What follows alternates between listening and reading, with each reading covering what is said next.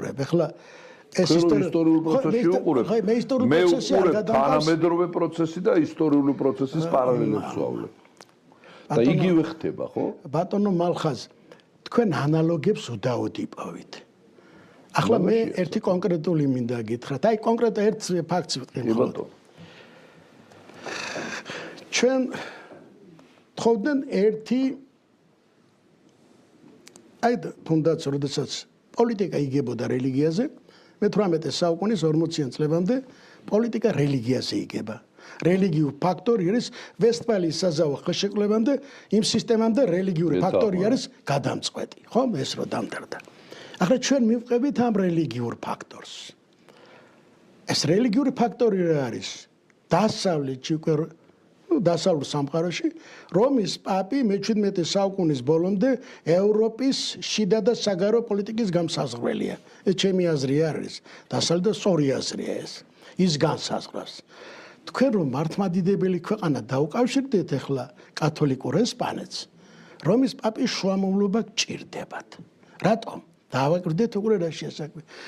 ეს ძალიან ხშირად ემართებათ, როცა შეცდომას უშვებენ, იმიტომ რომ ტრიდენტის საეკლესიო კრების შემდეგ უნდა ნახოთ ჩვენ რა მოხდა. მოხდა ის, რომ კათოლიკური ეკლესიის გარეშე ხსნა არ არსებობს. აი პოლიტიკა ამას რომ მიება ახლა და ამ ზით მიდის პოლიტიკა, თქვენ გეუბნებიან, თქვენ არ თხოვენ კათოლიკობის მიღებას, ახლა გახდით ორთოდოქსი კათოლიკე, მაგრამ ეკლესია და უნიაზე უნდა ვიფიქროთ. იმიტომ რომ ამით შემიძლია დაგაკავშირო ამ სახელმწიფოს, რომ მას ინტერესი კონდეს შენ დაგეხმაროს. ჩვენ რას ვამბობთ? არა, ეს ვერ დაგეთანხმეთ, არ ნიშნავდა სულის მიყიდვას. აი მე არ თხოვ თქვენ რომ მე დამეთანხმოთ ამ შემთხვევაში. მე უბრალოდ ვამბობ წყარო რას მეუბნება და კონკრეტულად იმ წყაროდან გასაგებია. უყურეთ სიფცობრივად რო შევხედოთ იმ სიტუაციას. აი თქვენ აზრს დაემთხევა ახლა რაც თქვენ გინდა ჩემგან მიიღოს ამას მიიღებთ. უყურეთ ჩვენ თავაზობენ ამას ეს სიტყვაზე თავაზობენ ამას. ჩვენ ვამბობთ თქვენთან ურთიერთობა გვინდა, გაღიარეთ მე თქვენ როგორც პირველ პირს, იმიტომ ბიზანტია არ არსებობს ერთი ეს. თქვენ გაღიარებთ, მაგრამ ამას ვერ შევიცვლით. დავრჩებით ჩვენ ამ ისინი გეუბნება უნდა შეიცვალოს. არა, არც გაძალე, არ მინდა გაძალე. უყურეთ რა შეასაქმე. ეს არ ნიშნავს იმას დავუშვათ ამას გააკეთებდი და შენ უცებ ვიღაცა დაგეხმარებოდა და რაღაცა იქნებოდა. ეს ისტორიას ასეთი რამე არ უყვარს. რაც არ მომხდარა, იმაზე ისტორია ვერ იმჯერებს. აი პოლონეთში მაგალითად თუ არ დააძალეს პოლონელები, რომლებიც მართლმადიდებლები იყვნენ აბსოლუტურად, როგორ აღმოჩნდნენ მერე კათოლიკეები? მაშინ მითხარით მაგაზე გამეცემას. თუ არ დააძალეს უკრაინელები, როგორ აღმოჩნდნენ კათოლიკეები, თუ არ დააძალეს მართლმადიდებელ უკრაინელებს? გეტყვით. და დღესაც მივიდა უკრაინა ეს განსაზღვრა მე ახლა უნიატური პოლიტიკა ძალიან კარგად ვიცი უკრაინაში როგორ იყო და იქაც როგორ იყო. აქ ორი თავიდანვე ბიზანტია რომის ეკლესიების ურთიერთობამ განსაზღვრა ეს სახეთი, სლავებში ვინ გაბატონებული იყო რელიგიურად და ორი ეკლესიის თავის ბრძოლა იყო მაშინ. როცა ეს უკვე თავი აღარ არის, არა, ასეთ შემთხვევაში უკვე ჩვენ უნდა ნახოთ, აი როდის იქმნება ევროპა. აი როდის გაჩნდა ეს ევროპა? 1400, როდესაც პიუს მეორემ თქვა, ეს არის ჩვენი ევროპა. ეს არის ჩვენი. კარლოს დიდმა კი არ თქვა, პიუსის დროს არის ეს, რომ ეს არის ახლა ევროპა. უკვე ბიზანტია აღარ არის. რადგან ბიზანტია აღარ არის, რომელია ახლა ევროპა? ისინი საერთოდ არ თვლიან იმას აქეთ. ახლა რა არის? ხშირად აიწყენ ჯვაროსნული ლაშქრობა დაიწყეს ბალტიისპირეთის. კი, ჯვაროსნული ნიშნით მიდიოდა, მაგრამ ეს ჯვაროსნობა არ ნიშნავდა აღმოსავლეთში ჯვაროსნობის ლაშქრობას. ახლა რა შეასაქმე? აი წარმართი, ვინ უნდა აითვისოს ახლა რელიგიურად ეს მხარე? უყურეთ, მისიონერული ძალა სლავებს არ ქონდათ. მისიონერული ძალა ქართველებს ქონდათ, აგერ ბატონი ნუგზარი დამეთანხმება ამაში, ქართველებს ქონდათ, როდესაც ძლიერი სახელმწიფო მისიონერული ძალა კავკასიაში. მისიონერული ძალა არც რუსეთს ქონდა. მერე ქონდა კი რუსეთს, აქ პეტრე პირველის შემდეგ აქეთ კასპიისპირეთში, აქ დაიწყეს მერე მისიონერული და დაუპირისპირდნენ, მაგრამ იქ ახლა მას ძალა არ ხდებოდა და ბუნებრივია ეს კათოლიკები წამოვიდოდა. მაგრამ მათ რატო არჩიეს მერე? აი ეს რა ქვია უნია. რატომ მიიღო? ძალით ხდებოდა კი ბატონო, მაგრამ ძალა შეერაღებას არ გულისხმობდა. არა. ხელების გადაგრეხით ფინანსური მექანიზმებით და ყველანაირი მექანიზმებით. იყო იეზუიტების ძლიერი მოქმედებით და ესეც რეფორმაციის შედეგია. ჩვენ ისტორიულ მოვლენებს ვერასდროს ვერ განვიხილავთ რაღაც იმ პროცესების გარეშე. რეფორმაციამ განაპირობა. აბა როგორ ახლა თვითონ დასავლეთის ეკლესიის, კათოლიკური ეკლესიის წარმოშობა ბარბაროსულმა ისტორიულმა პროცესმა განაპირობა. დაინგრა იმპერია აღარ არის. სახელმწიფო და ეკლესია, ხომ? ვიცით როგორი საყდენი ერთი. ის აღარ არის, რა უნდა ქნას ახლა? ხალხი აპათიაშია და ეს გამოდის ახლა. როგორც პოლიტიკური ძალა, ამიტომ შეიძლება მან პოლიტიკური მნიშვნელობა. გამოდის ამიტომ იმართავენ ქართველების რომის პაპს, რომ იციან მას პოლიტიკური ძალმოსილება გააჩნია, რომ ეს გააკეთეს. ეს ისტორიამ ჩამოაყალიბა. ხო, მაგრამ გეოპოლიტიკურად რამდენად სწორი იყო ჩვენი ნაბიჯი, რომ მიმართეთ რომის პაპს და მიმართეთ ლუდოვიკოს. ჩვენ აი თქვენ როგორ ფიქრობთ? აი ლუდოვიკოს მიმართვა ეს იყო მე ვთვლი სულხან საბა ორბელიანის ევროპული იდეა მაგასეთი ნაშრომი რა იყო ევროპული იდეა სულხან საბა ორბელიანი ქართველებს ჯერ კიდევ ბოლომდე უკაცრავად ამ სიტყვას ვამბობ ხა ჩემზე დიდი მეცნიერებიც იყვნენ და მე ხლა არა მაქვს დიდობაზე არაფერზე საუბარი მე ჩემ თავთვის ვარ მეფხორნე ჩვეულებრივი მეფხორნე რომელიც მე მოვა ჯავახიშვილივით გენიოსი და ის დაადგამს ამას თავს ისტორიოსოფიურად არა მაქვს ეს განდიდების მაგრამ სულხან საბა ორბელიანი საფუძვლიანად არავინ არ იცის რა შეყრდნობოდა სულხან საბა ორბელიანის დიპლომატია პოლიტიკა და ლუდოვიკოსთან მიმართვა რომ გავიგოთ ჩვენ 1532 წლიდან, როდესაც კაპიტულაციების პირველი ხელშეკრულება დაიგო და საფრანგეთმა ყველაზე ჯვაროსნულმა სახელმწიფომ რატომ აიღო თურქეთზე ეს კაპიტულაციის იდეები და რატომ მოდიოდა ამით, იმიტომ რომ ფიზიკურად ეგენი ვერ დაამარცხეს, ევროპა ვერ გაერთიანდა ამ ძალის წინაშე. ეს აღმოსავლეთის ქრისტიანობის გათავისუფლებას ისახავდა. რატომ?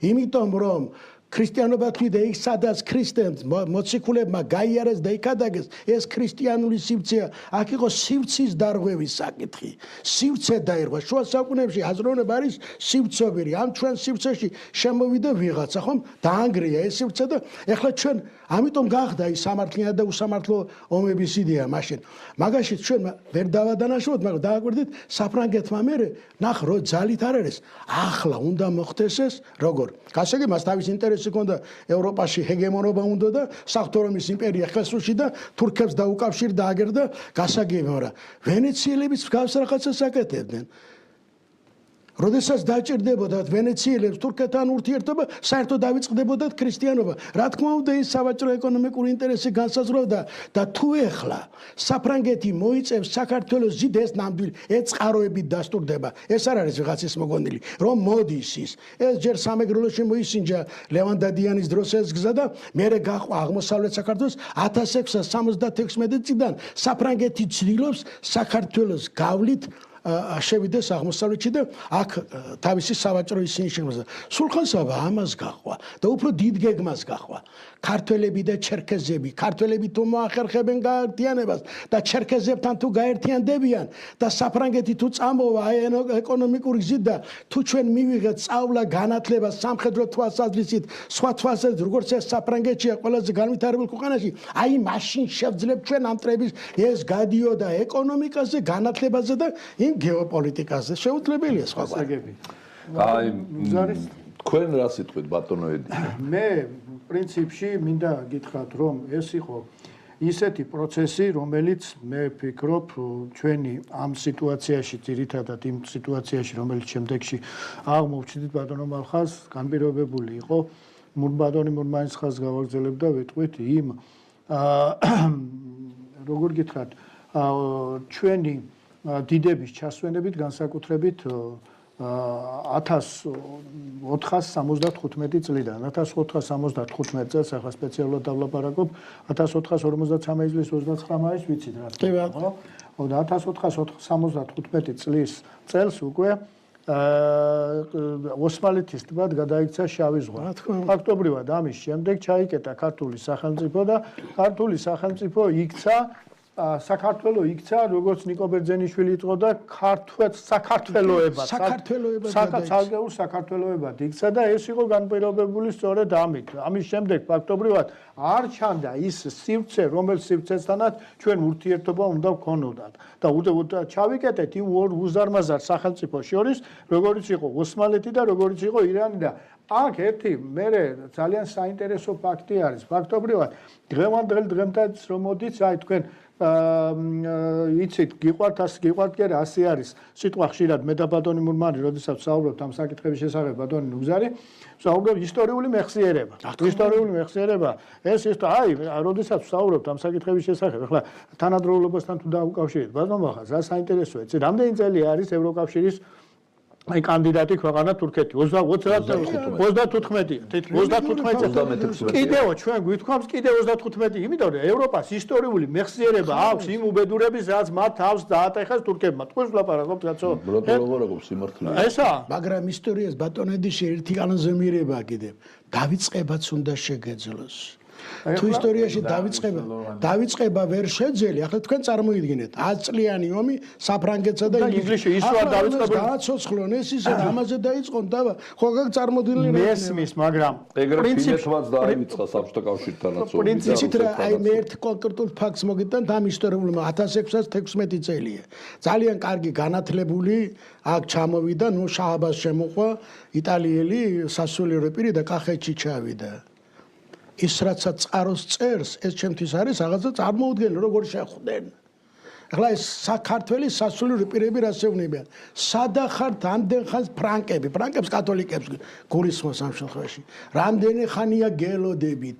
და მითხრეს რა თქმულება შეიქმნა საქართველოში მოვლენ ფრანკები და გაგვათავისუფლებენ ჩვენ და კაცი ამბობს აი ეს თქმულება მე შევამოწმე სომხეთის პატრიარქმა ტატეველი მესამეა რომელიღაც ახლა მე ზუსტად მაგის წლები აღარ მახსოვს რომელიც ამბობს ახლა ეს კეთებან დედოფლის წამების წინარე პერიოდია და აიო ეხლაო ქართველებიო მას არაპატიებენო და ჩვენო ხილვა გქონდაო საქართველოს ხარეს როგორ ამოვიდა ამოანათა დილით და კაცი ამბობს როცა ფრანკები მოვლენ დიდი ხანია გელოდებით ჩვენ გავთავის იცით რა როდესაც აი როგორ გითხრათ აი ძალიან რო გიჭირს და ვიღაცა ხმას რო გაიგებ და და ვაიმე იქნება ამა რომ მიშველოს ამ მდგომარეობაში ვიყავით მეგობრებო და თქვენ ასეთ ბატონი მურმანი საუბრობს ფრანგებზე და დავით აღმაშენებელის რასშიც იყვნენ ფრანკები 100 წალი მაგრამ დავით აღმაშენებელი მარტო ფრანკების იმედზე რო ყოფილიყო რამე შედეგს მიაღწევდა? რა თქმა უნდა. დავით აღმაშენებლის პოლიტიკა აქ ბატონმა ხას სულ სხვა იყო. უყურეთ, ის როგორც დამოუკიდებელი ძლიერი ქვეყანა თამაშობს ამ შემთხვევაში. მას ამის უნარი თვითონ ამ დროს ჯვაროსნები მასზე ამყარებენ იმედს, რომ დაამარცხა ეს, იქ წარმოიდგენეს, რომ წალეკავს თელს აღმოსავლეთს. აქ უკვე ძლიერი სახელმწიფო, როდესაც ჩვენ ძლიერი ხარ აი ხშირად უკაცრავად ამ სიტყვაზე აი ჯგუფშემწყნარებლობას რო ვხმარობ ჩვენ სიტყვა ჩვენ აი ტოლერანტები ვართ ჯგუფშემწყნარება როცა ძლიერი ხარ მაშინ სულ სხვა რაღაცას ნიშნავს ბატონი ნუგზარი დამეტახვა და როცა სუსტი ხარ სულ სხვა რაღაცას ნიშნავს გასაგებია ბატონი ნუგზარი თქვენ რა სიტყვით ბატონო თავიდან კითხვა როგორც იყო დასმული რომ ისტორია არ არის წრეზე არ ტრიალებს აი პარალელები რო გავაგო სპირალურად არის რაღაცები შეიძლება დაემთხვის მაგრამ ვითარდება ხარისხობრივი განვითარება. ხა თუ ავიღებთ რამ როგორ შეზორო ჩვენო ერმა რომ მოეღწია, არა? ერთი არის რა თქმა უნდა მამულის სიყვარული, თავგანწირული, მაგრამ ეს რა არის თვითონ მამულის სიყვარული? იმ დროის გადასახედიდან. ეს არის პირველი ბაგრატიონების დინასტია. ხო ესე უყურებთ. იმიტომ იქ შებესეცნება ერი არ არის, მაგრამ არის ბაგრატიონების დინასტია. არის ქრისტიანული რწმენა, რა ძალიან მნიშვნელოვანია. და აი ეს ადათ-წესები, გილობრივი და კულტურა. სხვა შორის ივანე ჯავახიშვილი ხას უსვამს აი ეს კულტურა რაც ინახავს თქვათ. ტრადიციონალიზმი. ხო ეს არის ადათები, ტრადიციები, კულტურა. აი ეს არის ყველაფერი და რა თქმა უნდა თქვენ სწორად ბრძანეთ საგარეო პოლიტიკა მნიშვნელოვანი რომ აი ბაგრატიონები რა არის აევალებათ მათ რომ საგარეო პოლიტიკა სწორე განსაზღვრა. აი ბალანსი ხა შემოტანილი ახალი ტერმინები, ბალანსირება, ეს პოლიტიკა მართალია. აი დავით აღმაშენებელი ვახსენეთ. ზუსტად ეს არის, ხო? საგარეო ვითარება გაითვალისწინა, იმიტომ აი რაში ჩანს თქვათ ხელმძღვანელის, მეფის, მეთაურის მისი ნიჭი ტალანტი. რომ ერთი რომ შიგა თქვათ ეს მართვა რაც არის და მეორე საგარეო ვითარების გათვალისწინება. რა მოხდა მაშინ? იმიტომ რომ შეიძლება სხვა ადამიანი ყოფილიყო, სხვა პიროვნება ვერ გაითვალისწინება. თქვათ იმ კიევის მთავარმა ეს ყივჩაღები დაამარცხა. მათ ჩამოიწეს ქვევით. ანუ ის ველები რაც ჰქონდა დაკავებული, არა ის რაღაცა ნაწილის დათმო მოუწიოთ. ესეთი. მეორეც მეუღლე ყივჩაღთა მეფის ასული არის. აი ეს ნათესაური კავშირები, საგარეო პოლიტიკის გათვალისწინებით ყველაფერი აიმით მოახერხა. მან რომ თქვათ უნდაც რომ ამოთ ახლა ის ყივჩაღების შემოსახლება ახლა ამაზეც საბოლოოდ შეთანხმებული არა 40,000 იყო თუ 45,000, მაგრამ მნიშვნელოვანი რა არის რომ მან შეძლო აი ეს თქვათ ჯარი სამხედრო ნაწილი შემოყვანა, რომელსაც უშუალოდ თვითონ ეყნობოდა და არა ამ თქვათ ამ ფეოდალებზე არ იყო დამოკიდებული. ეხლა ის რაინდი ვახსენეთ 100 რაინდი, რა თქმა უნდა იქ 100 და 1000 რაინდიც იმ ბრძოლაში ვერაფერს ვერ გადაწყვეტდა, მაგრამ ეს იყო ერთგვარი სიმბოლო. თქვათ იმ რაინდებსაც შეიძლება ჩვენზე მეტად უნდოდათ, რომ ეჩვენებინათ, რომ აი ქართლის საქართველოს მეფე ჩვენ გვერდზეა და ჩვენ მასთან ერთად ავართ. აი ხა პარალელი რო გავალ. ჩვენ უფრო გვჭირდება დღეს ევროკავშირი თუ ევროკავშირი საქართველო. აი ესე რომ დავსვათ კითხვა. მე ვფიქრობ რომ ევროკავშირს უფრო ჭირდება. მე ზუსტად მაგას და მაშინაც ევროკავშირს მაშინაც ეგრე იყო ვატიკანს და ლუდოვიკოს საერთიანებას მაშინაც საქართველო უფრო მას ჭირდება. ჩვენ ისეთ საკვანძო აი გეოპოლიტიკა ისეთ საკვანძო ადგილზე ვართ რომ ყოველთვის ყველა დიდი იმპერია ვინც არ უნდა იყოს ყველა ვჭირდება. ჩინგისხანიდან, თემურიდან მოყოლებული დღევანდელ დღეზე თუ ჩამოვა. აი ვინმე ლევანი გწერს რა ისტორიული მეხსიერებაა, რომელ საუკუნეში ხარ ჩარჩენილი. იაპონიის და აშშ-ის ურთიერთობა არაფერს გეუნება, თავარი ინტერესებიაო. რა თქმა უნდა, ჩვენ თქვით ინტერესებზე, მაგრამ ისტორიის მახსოვრობა არსებობს. ახლა აი ისტორიულ მეხსიერებას ვერ ამოძირკვავს ვერავინ, კაცო. ლევანს უნდა რომ ამოძირკვას. აი ახლა მაგის ამოძირკვას ზოგიერთისაგან ისიც კი გამიგონია, მე და ლაპარაკობს. ეს სხვა ფენომენია, ვისაც ამოძირკვა უნდა. ახლა ამოძირკვა შეიძლება აქ არის, შეიძლება გვერდზე გადავდოთ. პოლიტიკა ეს არის, ჩვენ არაფერს არ ვივიწყებთ, არაფერს არ ვაგდებთ, შეიძლება გვერდზე გადავდოთ. აი ჩერჩილის გამონათქვამი რო არის. აქ არის ინტერესები არის, ინტერესები მუდმივად იცვლება. თუ არ არსებობს. შეიძლება აი შენი მოწინააღმდეგე იყვნენ, მაგრამ საერთო ინტერესები გაუჩნდეთ და ერთად აღმოჩნდეთ. აი კაი მაგალითი იგივე იმ ახალი ისტორიიდან. რიშელიე პირველი მინისტრია და ამ დროს კარდინალი არის, ხო? მთელი ამ ეკლესიის საფრანგეთის კათოლიკე ეკლესიის მეთაურია. მაგრამ იმ ომში 30 წლიანი ომში მეფეც არის, პატრიარქიც არის, ყველაფერი ერთად. მეფეც არის, პატრიარქიც და უდიდესი პოლიტიკოსია, მთელი ევროპის ამ პოლიტიკას მართავს. აი 30 წლიანი ომში ეს კათოლიკე სასულიერო პირი პროტესტანტების ხარეზე რატოა? იმიტომ რომ მან დაინახა საფრანგეთის ინტერესებისთვის დღეს ესა აუცილებელი. დღეს არის რომ ის პროტესტანტული ქვეყნების გვერდი დადგა და ისე აწარმოებდა თავის სწორედ დათვალა გეოპოლიტიკური ალგორითმი. ეს არის ზუსტად გათვლა რომ იმ მომენტში შეიძლება იყოს ძალიან დაპირისპირებული. აი თუნდაც იგივე ვახსენეთ ჩვენ ეს ოსმალეთი და ეს პერიოდი ზუსტად არაზე თქვენ ძალიან ბატონო მორმან ვისთან დაიწყო კავშირების გაბმა დაიწყო მან თქვა ლუთერთან იმ პროტესტანტულ მოძრაობას და რატო გათვალა რომ ესენი დაპირისპირებული არიან იმ კათოლიკურ სამყაროსთან რომ გამოვიყენოთ საჩვენოდ. პირველ ეტაპზე ლუთერი შეიძლება ვერ მიხვდა, ვერ გათვალა, მაგრამ მე სპეციალური წერილებიც აქვს, წიგნის გამოსა რომ არ შეიძლება ჩვენ ახლა ქრისტიანები ერთმანეთს დაუპირისპირდეთ და თქვათ ოსმალეთი გავაძლიეროთ. მე უკვე გმობდა თქვათ ამ კავშირს. იმიტომ რომ ისტორია ესე მარტივად არ არის, საერთოდ ეს პოლიტიკა ის არის ვეძებთ პარტნიორს მოცემულ მომენტში ჩვენთვის ვინ არის მისაღები. ბატონო ნუგზარი. აი მე ყველას გისვამთ კითხვას. ჩვენ საერთოდ გვაქვს ყოველთვის რაღაც დამოკიდებულება ხოლმე, აპრიორი დამოკიდებულება, კიდე კაი ახლა ამ საუკუნეში არ არის, ვიღაცები შეეცადნენ რომ აი ანტი განწყობები ჩამოეყალებებინათ, მაგრამ ვერ ჩამოაყალიბეს. ანტი ირანული, ანტი ასე ვთქვათ, მონღოლური, ანტი არაბული, ანტი რუსული და ყველა იმპერია ანტითურქული, ანტისპარსული, ყველანაირი ხო ანტიზე ვაკეთებს, აქცენტებს ხო ვაკეთებდით ყოველთვის. და მე მაქვს საერთოდ ყველა ისტორიკოსთან ერთი და იგივე კითხვა. რატომ ვერ ვცდილობდით ჩვენი დიპლომატიური ურთიერთობებით, ქართველებს არ გვეშლება დიპლომატია, სუფრა ჩვენი მოგონილია და უნიკალური ფენომენია საერთოდ, ხო? კომუნიკაცია ჩვენი მოგონილია. ყველაზე უძველესი არის სუფრა, სადაც კომუნიკაცია ხდება. აი, გიორგი ბრწყინვალის გარდა ერთი ეპოქა დამისახელეთ, სადაც ჩვენ უომრად ვიყავით. რატო ვერ პოულობდით საერთო ენას, თუნდაც სპარსეთთან და თუნდაც თურქეთთან და რატო მომობდით მუდმივად მათთან? გეთანხმებით გიორგი ბრწყინვალესთან დაკავშირებით მართლაც მე ვთვლი რომ ეს არის გამორჩეული, ალბათ ჩემი პირადი აზრი რომ ყველაზე გამორჩეული თქვა მეფე მან მიაღწია იმას უომრად. აი ეს არის უომრად მშვიდობიანი დიპლომატით იმას მიაღწია, რასაც სხვა მეფეები აღწევდნენ მხოლოდ დიდი სისხლის და დიდი ბრძოლის, დიდი მსხვერპლის ფასად. როდესაც მაგრამ ახაც მაბადე დავამთავრებ რომ გარე ვითარება როგორია გლობალურად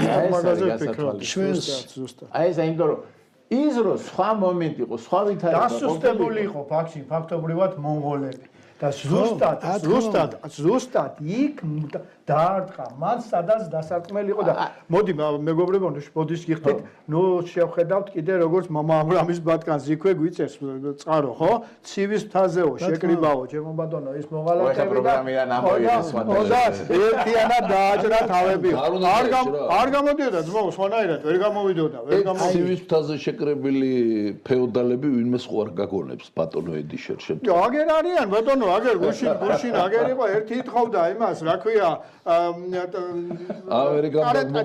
ტერორისტებია და ამერიკამ დაგუბრუნდო მეორე ნავთობგზადენს დაარტყითო მესამე ჩემო ბატონო არიქა როდის მოხვალდა როგის გავკათავისუფლეთ ამ ტირანიისაგანო და აგერ არიან ეს ცივის თავზე ყოფილი მაშინდელი ცივის თელები აგერ არიან ჩემო ბაზო ეს დაგასახელე ხო და ანუ რისი კითხვა მინდა თქვენ აი რა კითხვაც დავსვით ყველამ გამეცთ რა ამაზე პასუხი აი არ შეიძლება რომ შევისწავლოთ ეს ეპოქა რას აკეთებდა კარგად სკრუპულოზურად გიორგი ბრწყინვალე ისეც რასაც სხვა მეფეები აღარ აკეთებდნენ აი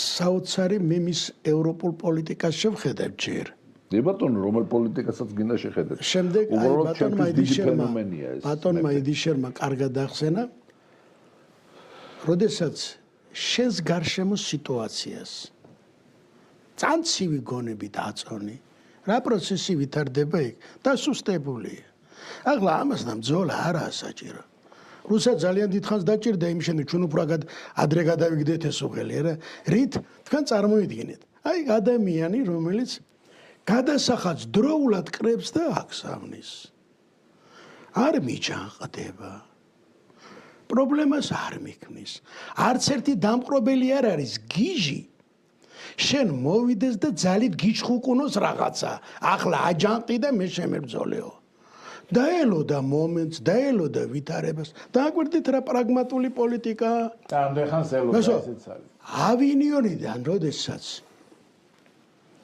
ფილიპე მეხუთე ვალუა აპირებს აღმოსავლეთში ლაშქრობას და იცის ერთადერთი ძალა ბიზანტიას აუარეს გვერდი და საქართველოს მიმართავს და აიუბნება რა შენ თუ იმას ფიქრობ რომ ჩვენ გათიშული ვართ ეკლესიურად შენ სადაც იტყვით იქ მოვიწვიეთ სოფლიოს საეკლესიო კრებაო და გავერთიანდეთ დააკვირდით ხო ამას უპასუხა არც ხო არც არა და გადაიტანა მთავარი აქცენტი რაზე ჩვენ ყოველთვის გელოდით თქვენ მაგრამ ყოველთვის თქვენი სიტყვა ცუდდებოდა არასდროს არ მოდიოდით ეხლა თქვენ სადაც მოხვალთ და შეგვატყობინებ ჩვენ აქ ვდგავართ მე ჩემი 30000-იანი ჯარით იქ გავჩდები მაშინად დარწმუნებული ვარ შეასრულებ და ის პირობა რა შესრულა ხო არ შესრულდა ეს არის მის მაგ გამოსცა და მართლა წინარე გამოცდილება გამოიყენა არ წავიდა ემოციით აი თქვენ წარმოიდგინეთ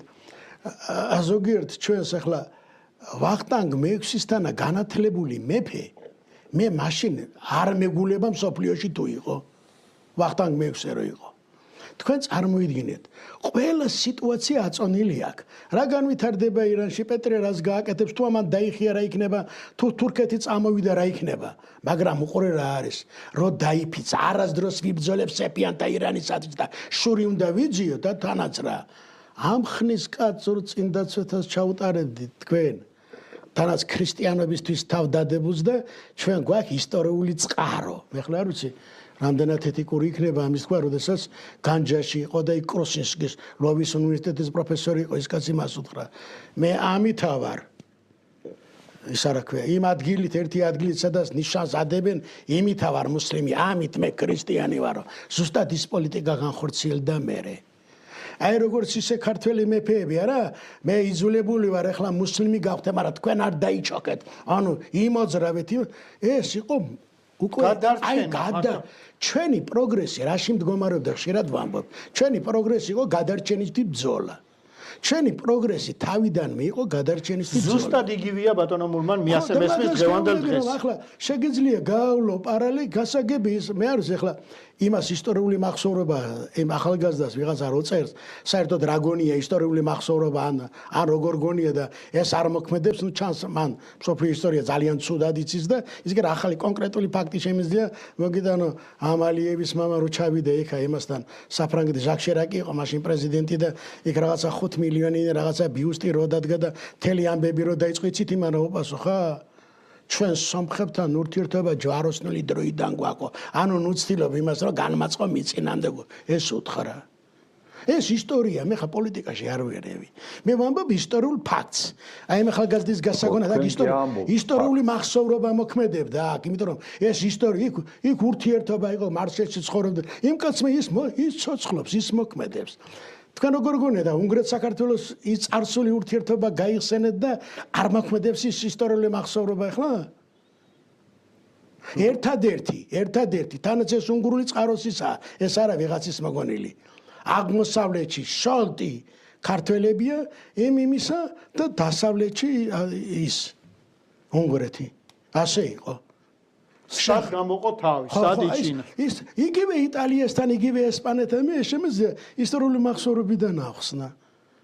ის მოქმედებს, იქ არცებობდა იქ ურთიერთობა, როგორ შენ არჩქარობის იქ რაღაცას ლავირებას აკეთებ, აწონ-დაწონას ახერხებ და ასე შემდეგ და ეს გარკვეულად მოქმედებს. მე არ ვამბობ ამით ხელმძღვანელობს. შეუძლებელია ამან არის მოქმედეს. ისე როგორც დავუშვათ ჩვენ გვაქვს მახსოვრობა, ის იყო, ის მოღვაწეობდა. ხო გვიყვარს ახლა ჩვენ არქანჯელო ლამბერტი, ხო არ გვეჯავრება? კასტელი ხო გვიყვარს ახლა, ხო არ გვეჯავრება, არა? იმ ხალხს რო არ მოეცა ეწყარები საერთოდ არ გვეცოდინებოდა ძალიან ბევრი ამბები საქართველოს ისტორიაში როგორც თავის დროზე ბერტებს. იმიტომ რომ მოდი პავლე ინგოროყვა მოვიხმოთ ახლა. ჩვენისთანა უდარდელი ისტორიული წარსულისადმი და შესწავლისადმი მეორე ერია არსებობს სოფლიოში.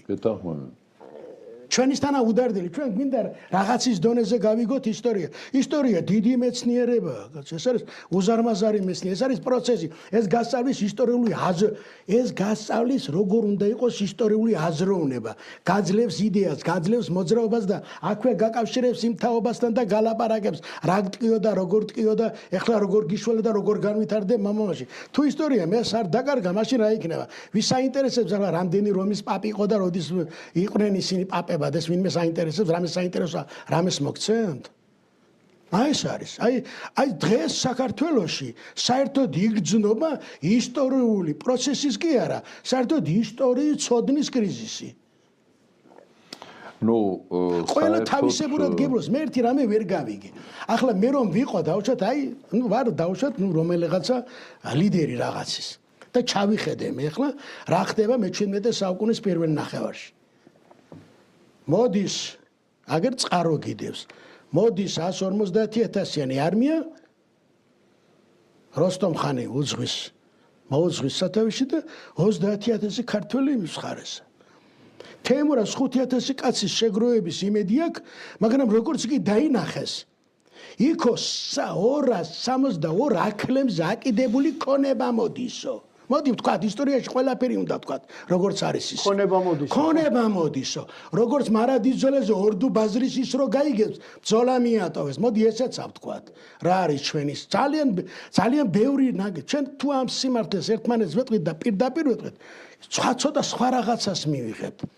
ზირს კაცი აგერ გორში და წერს 1600-ას რომელი წელია 20 ის არის 32 წლის ამბებია მაგრამ 32 წელს მაგრამ წინა ამბებია რაც წერენ შაჰაბას ქართველები აი ქავ ამათ იმედი აქვს და შენ წინამდე მოქმედებენ უნდილაძეებისო მეგობრებო, უნდილაძეების იმედი აქვთო. და ის დაერია მე უნდილაძეებს, მე აქ დაუთხანი რო იყო, ამასთან იბრძოდა, მე იმასთან კავშირი აქვს და ჩვენ ხო ვიცით რა დღეში იყო და რამდენ ფაქტებს გინდა იმდეს მოგდან. ვახტანგ მექსის დროს თბილისში იდგნენ და წერდნენ, რომ მოჰყავს პეტრე პირველი ქრისტიანების დასახოცადო. მე ვწერდი? ხო ქართველები წერდნენ ამას.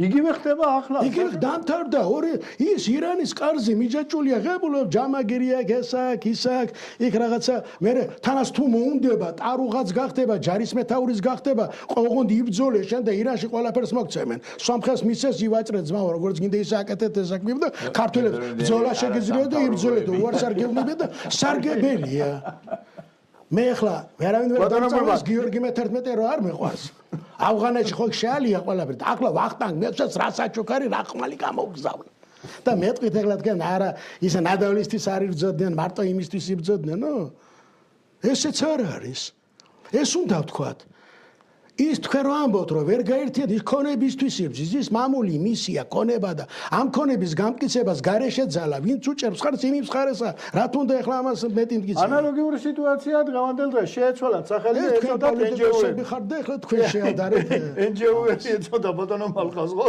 დღეს არიან იმოწოწე ეგრეა ფაქტია აი ბატონო ედიშე თქვენი აზრი მაინტერესებს აგერ ჩვენი ერთ-ერთი მაყურებელი გწერს ესეთ ბატონო მალხას სტუმრებს კითხეთ საქართველოს სიძლიერე განპირობებული იყო თუ არა იმ ფაქტით რომ ჩვენი თავი ჩვენადვე გვეკუთვნოდა იქნებ ის თემები გავშოლოთ თუ რა შეიძლება გაკეთდეს ერის თავისუფლებისათვის ერის თავისუფლებისათვის ჩემი აზრით თუ ერი კონსტანტინე გამსახურდიას აქვს ყველაზე მეტი უკეთესად ეს დაწერილი თუ თელმა ერმა არ მოინდომა თავისუფლება თვით ალექსანდრე მაკედონელიც ვერ გაამარჯვებინებსო კონსტანტინე გამსახურდია არა მარტო მწერალი იყო არამედ ჩემი გადასახედიდან ცხინვალე ისტორიკოსიც იყო და მან ძალიან მშვენივრად იცოდა მიზეს შედეგობრივი კავშირები ეხლა რაც შეეხება ამ კითხვაზე პასუხს მინდა უპასუხო ერთი რამ რომ ეს პროცესი დღევანდელ დღეს მიმდინარეობს და მას მინდა კიდევ ასეთი რამ უპასუხო რომ ფაქტობრივად შემოძვირფასო მეგობრებო საქმე რაში მდგომარეობს ეხლა ვიცი უმეტესობა იტყვის მხოლოდ და მხოლოდ იმის შესახებ რომ რუსეთისაგან რუსეთი აქვს უმეტესობას მხედველობაში რუსეთისაგან თავის დახსნა გვინდა თუ არა ისტორიულმა პროცესმა ჩვენ მოგვიტანა ის რომ 1991 წლის 9 აპრილს მივიღეთ დამოუკიდებლობა და დღევანდელ დღეს ატრიბუტების მიხედვით მაინც დამოუკიდებლები ვართ მაგრამ მეორე ამბავი მოხდა აქ ერთი დამპყრობლის შეცვლა მოინდომეს და დღესაც ინდომებენ მეორე ეს ბუნებრივია ბატონო მორბან რაღამ ღელშეუჟამი ხარ რაღამ ღელშეულს იცით მე ერთი ნაშრომი ახლა მაგის გაშლის დრო არ არის აი გასავდეთ კოლონიური წარსულის ქვეყნების იცით იქ დღეს არსებობს ინსტიტუტი რომელიც პოსტკოლონიურ აზროვნებას სწავლობს ეს ასე არ გამქარალა რომ აი დავშოთ მე რაღაცა დავკარგე დიდი ვარ და ისა ვარ და გეთანხმები ეს ხშირად მithქვამს მე კიდე ასეთი რამ იცით როგორი სიტუაცია აი ბატონო ნუგზარი და მე ხშირად გქონია ჩვენ გადაცემებში ამის შესახებ საუბარი კაცო ეხლა ევროპაზე როდესაც საუბრობთ ევროპა არის თითქოს და რაღაცა წმინდანებითა სავსე ეკლესიაში სიმბოლო ეს ჩვენ წარმოდგენაშია სიმბოლო რომელიც ჩამოყალიბდა თქვათ იმ წიგნებიდან თქვათ ფილმებიდან ბიზანტიამ ხوارი მოქმედა ძალიან დიდი როლი ხوار შეასრულა ევროპასთან მიმართებაში ჩვენთვის ევროპა იქნებოდა ბიზანტია ხო ბიზანტია იყო ჩვენი ერთმორწმუნე და ჩვენ და ბიზანტია ძალიან კარგ ურთიერთობებს პოულობდით. თუმცა იყო ხოლმე პერიოდი, როცა მასთანაც ჩვეულებრივი ამბავია, მას ჰქონდა მაშინ მის ინტერესები. მაგრამ ბიზანტიამ დადებითი როლი ითამაშა. ისევე როგორც საქართველოს ითამაშა ბიზანტიისთვის ძალიან დადებითი როლი, ხო? გადაარჩინა ბოლოს და ბოლოს იქ აჯანყება ბარდასკლიაროსის აჯანყებაში ქართველებმა რომის წვლილი შეასრულეს და გადაარჩინეს, ხო? უდიდეს როლს თამაშობდნენ ქართველი ხალები კიდე იმასე ბიზანტიის იმპერიის კარზე. დედოფლები იყვნენ, მარიამ დედოფლების განმავლობაში. და საქმე რა შეარდგომარეობს, იცით, მე არის ზუსტად ის პოსტკოლონიური აზროვნება მოქმედებს და როდესაც ლაპარაკობენ, ერთი მხარე ლაპარაკობს, რომ არც ერთ შემთხვევისათვის არავითარ შემთხვევაში არ შეიძლება დღევანდელ ევროპაზე, ევრობიუროკრატიაზე რაიმე ცუდის თქმა. ხო ესეა კაცო. უდელი უფრო მეტად გააკრიტიკებს ეკლესიაში სახარებას, ვიდრე ჩვენი ეგრეთ წოდებული არასამთავრობოები და აი ეს საკუთარ თავს რო უწოდებენ, ვითომ მედასავლეთები, საკითხია, საკითხავი არის. ეხლა მე მათ უნდა ვკითხო უბრალოდ ერთი რაღაცა. ყოველგვარი საუბარი პოლიტიკის გარეშე მაინც არ გამოდის, რატო ლაპარაკობ. აბა ეხლა მაგაზე ვსაუბრობ. ჩვენ ეხლა ის ისტორიული თუ არ გავაანალიზეთ, სწორ პოლიტიკურ დასკვნებს ვერ გავაკეთებთ. დღეს რასაც ვეძახით პოლიტიკას, ხვალ უკვე ის იქნება ისტორია, რა თქმა უნდა. ასეთი რაღაცა მინდა შეკითხვა დაუსვა ამ ადამიანებს. ეხლა მე რას გვიპასუხებენ, ალბათ თქვენ ბძანებთ, მაგრამ ბატონო ბალხას თუ მოგწერეს. კაცო, ეს მომწერეს და მე გაგაცნო. ეს მედასავლეთე ხალხი. ეგრეთ წოდებული მედასავლეთე ხალხი. თუ მედასავლეთები არიან, როგორ უჭერდნენ მხარს ნაციონალურ მოძრაობას წამოყენებული რო ყავდა პრეზიდენტობის კანდიდატად გრიგოლ ვაშაძე. კი ბატონო. აი ეს ხო გაუგებარია რა, გაუგებარია, აბსოლუტურად გაუგებარია. კაცი, რომელიც საგარეო საქმეთა მინისტრი იყო, იყო რუსეთის მოქალაქე. ესეც აგვიხსნა. და უფრო მეტიც მინდა გითხრათ, ეს კაცი მე პიროვნულად არავითარი შეხება არ მაქვს, ამაწყენინა კაცო, მაგრამ მეორე ამბავი მინდა კიდე გითხრათ, აი ძალიან საინტერესო. ამ კაცს ჩემო ძვირფასო მეგობრებო, აქვს მუშაობდა კოსმოსური კვლევების ცენტრში და ვიცით იქ რა საბუთებით და როგორ უნდა რა გავლენების გამო უნდა იმუშაო. მე ერთ-ერთი უმთავრესი კიდე ახლა ევროპაზე მინდა თქვა, ევრობიუროკრატიაზე. ევრობიუროკრატებმა ჩაწერეს, რომ ლიაკა ხოშტარია არის პოლიტიკური პატიმარი. კი ბატონო. ხო და ერთ-ერთი მთავარი მოთხოვნა არის მათი, რომ ხოშტარია გათავისუფლდეს პოლიტიკური პატიმრობიდან. პოლიტიკური პატიმრობიდან. შეკითხვა მაქვს. იმას რატო არ უყურებენ, როდესაც ლიაკა ხოშტარიას ოჯახს ერიცხება რუსული რუბლები? რა ხდება? რასთან გვაქვს ახლა საქმე? ყოველ შემთხვევაში მე მაგალითად, აი ჩემი გადასახედიდან ვერ გამიგია ეხლა იმ ევრობიუროკრატიის ნამდვილი სახე, რას წარმოადგენენ, რა არიან და როგორ ხომ არ დაემართათ ევროპას იგივე, რაც დაემართა თავისი არსებობის ბოლო წლებში ბატონო ბიზანტიის იმპერიას. როგორ ფიქრობთ? რაღაც მასშტაბები კიდო, ეს არის აი უკიდურეს ესეთი დამახინჯებული გაგება მემარცხენეობის. რაც ეხლა იქა. იმიტომ რომ ჩვენ ვერ ვიტყვით რომ ევროპის ქვეყნებში, თუნდაც გერმანიაც რომ ავიღოთ ის ADFS პარტია, თქვათ და ეს მემარცხენეთა გაერთიანებული რაც არის, იქ პარლამენტში ერთაზე არიან, ერთნაირად უყურებენ, ერთი ხედავთ არ არის. და ესე სხვა ქვეყნებიც რა განსაკუთრებით აი მახსოვს ეს აი ამ 6 წლის როცა არჩევნები დაიწყო. აი უკვე პირველად გამოჩნდა რომ ეს მემარჯვენე თქვათ გაერთიანებები მართალია პირველ ადგილზე ვერ გავიდნენ, მაგრამ მესამე მეორე ადგილზე უკვე გამოდიდნენ. იგაც ევროპაში აი რასაც ტრადიციონალიზმი ქვია ესეთი აკრაზმე, აი ესეთ ადამიანებს ის რაც ხდება თუნდაც გერმანიაში, თუნდაც ესპანეთში, რომ ამ მიგრანტებით გაავს ეს ქვეყანა, რაღაც საშინელი დანაშაულებები რო ხდება იქ.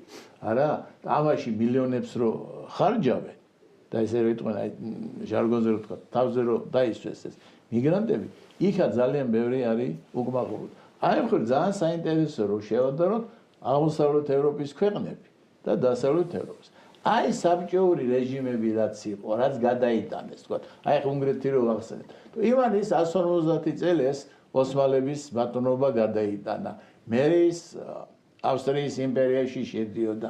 მე ის აჯანყება, მე რუსების მე იმ აჯანყების ჩახშობა ხო მე-19 საუკუნეში. მე საბჭოთა თქვათ ის პერიოდის ამბები.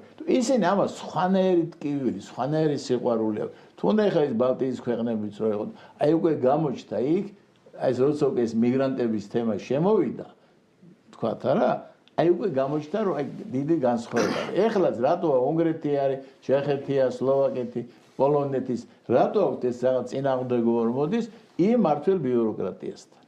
მე ხა ძალიან მასალა მაინტერესებდა, აი შარშენ გავიცალე ესპანეთის მასალებს იქა ძალიან ბევრი არის უკმაყოფილო ამ სოციალისტებს, ამ სანჩესის მმართველობთან. მთელი აი მაროკოდან, ავიცი ასეულ ათასობით მიგრანტია, რომელსაც მოქალაქეობას აძლევენ და რატო? იმიტომ რომ არჩევნებში ამა დაუჭირონ მხარი.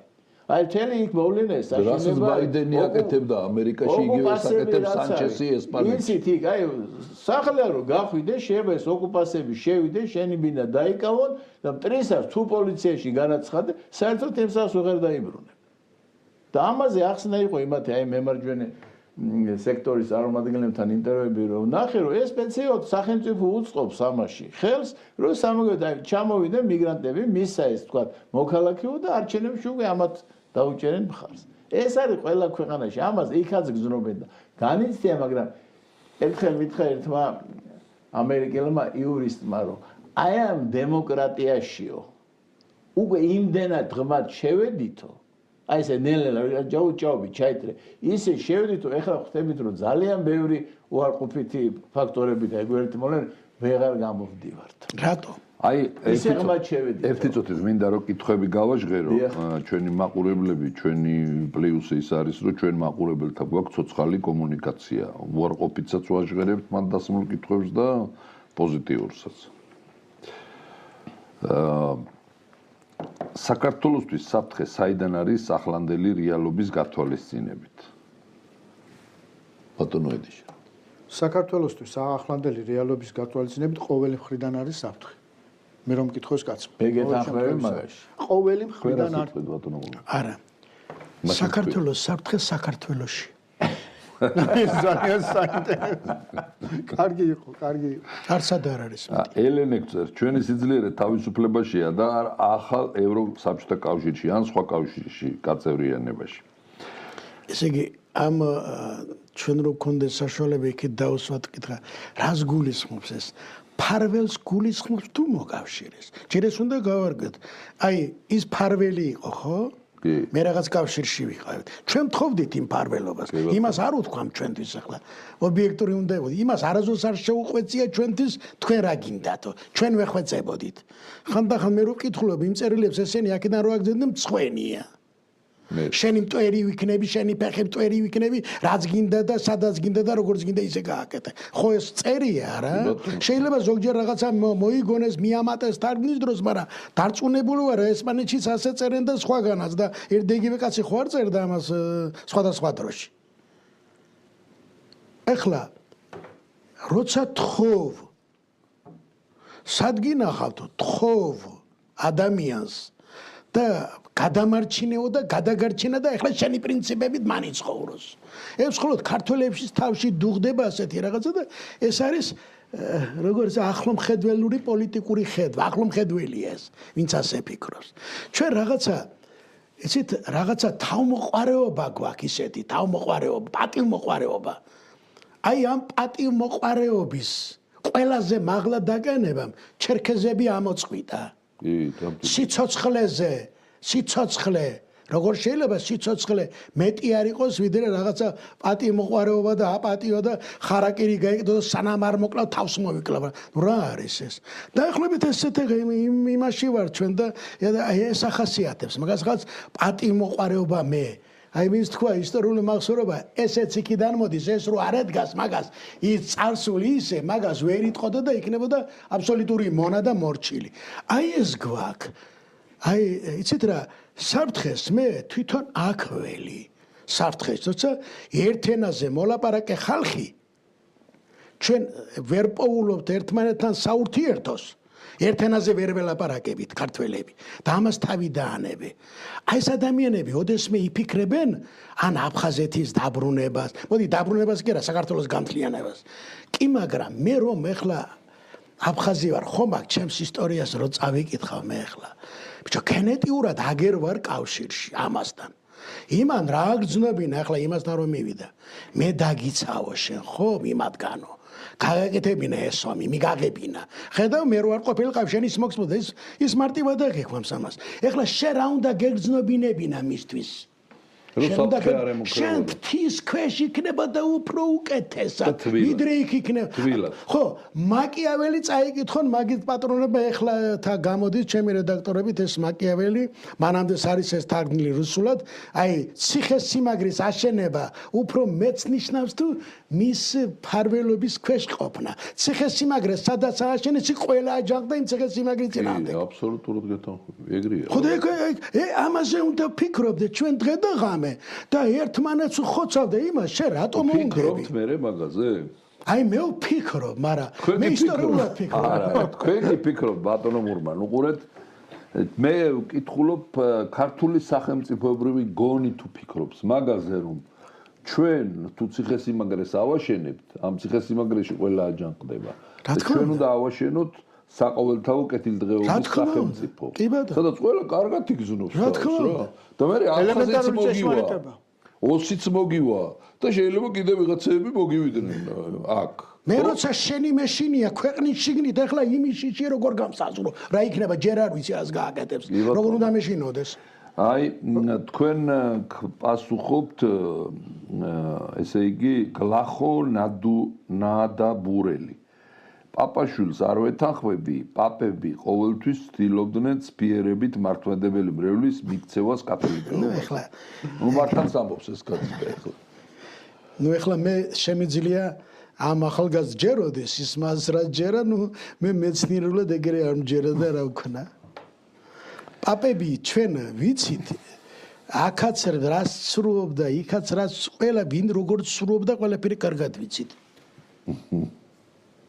და კათოლიკოს მოდი მწარე ვიყოთ მაშინ კათოლიკოს პატრიარქმა რო უთხრა ისა თუ არ ღებულობს ისო არ უნდა მეფობაო მე მივიღებ და მე დამნიშნე მეფეო ვინ იყო და მე მოიგონეს ეს ფრანგი ირანში როზის ამას არ მოიგონებდა მე ბევრი რაღაცა წყარო მაქვს ისეთი ზოგი ძანნათელია ზოგი ძალიან ბნელია ამას არასდროს არ ვიტყვი გრიგოლ მეორე ლორთქიფანზე ზაქარია იმაზე რა ქვია ქართლის კათოლიკოს პატრიარქზე არ დომეტიზე და არ ცხვაზე მაგრამ იმაზე ვიტყვი აი ჩვენ ამან მიგვიყანა აი ჩვენი ისტორიის ადვოკატური ისტორიის ისი წინამდები ჯავახიშვილი იყო ამან მიგვიყვანა და მე აი ნიჰილიზმი გააჩინა ამან ისტორია არაჩენს ნიჰილიზმს აი ჩვენი დამოკიდებულება და არასწორი დაწერა აჩენს ნიჰილიზმს შენ ასე წერი ის ასე წერს ის ისე წერს ისე წერს და რომელიც დავიჯერო არ მინდა თქვენი ზღაპრებზე რო გადახვალ მე აი ზუსტად ილუსტრაცია დიახ აი ეს უნდა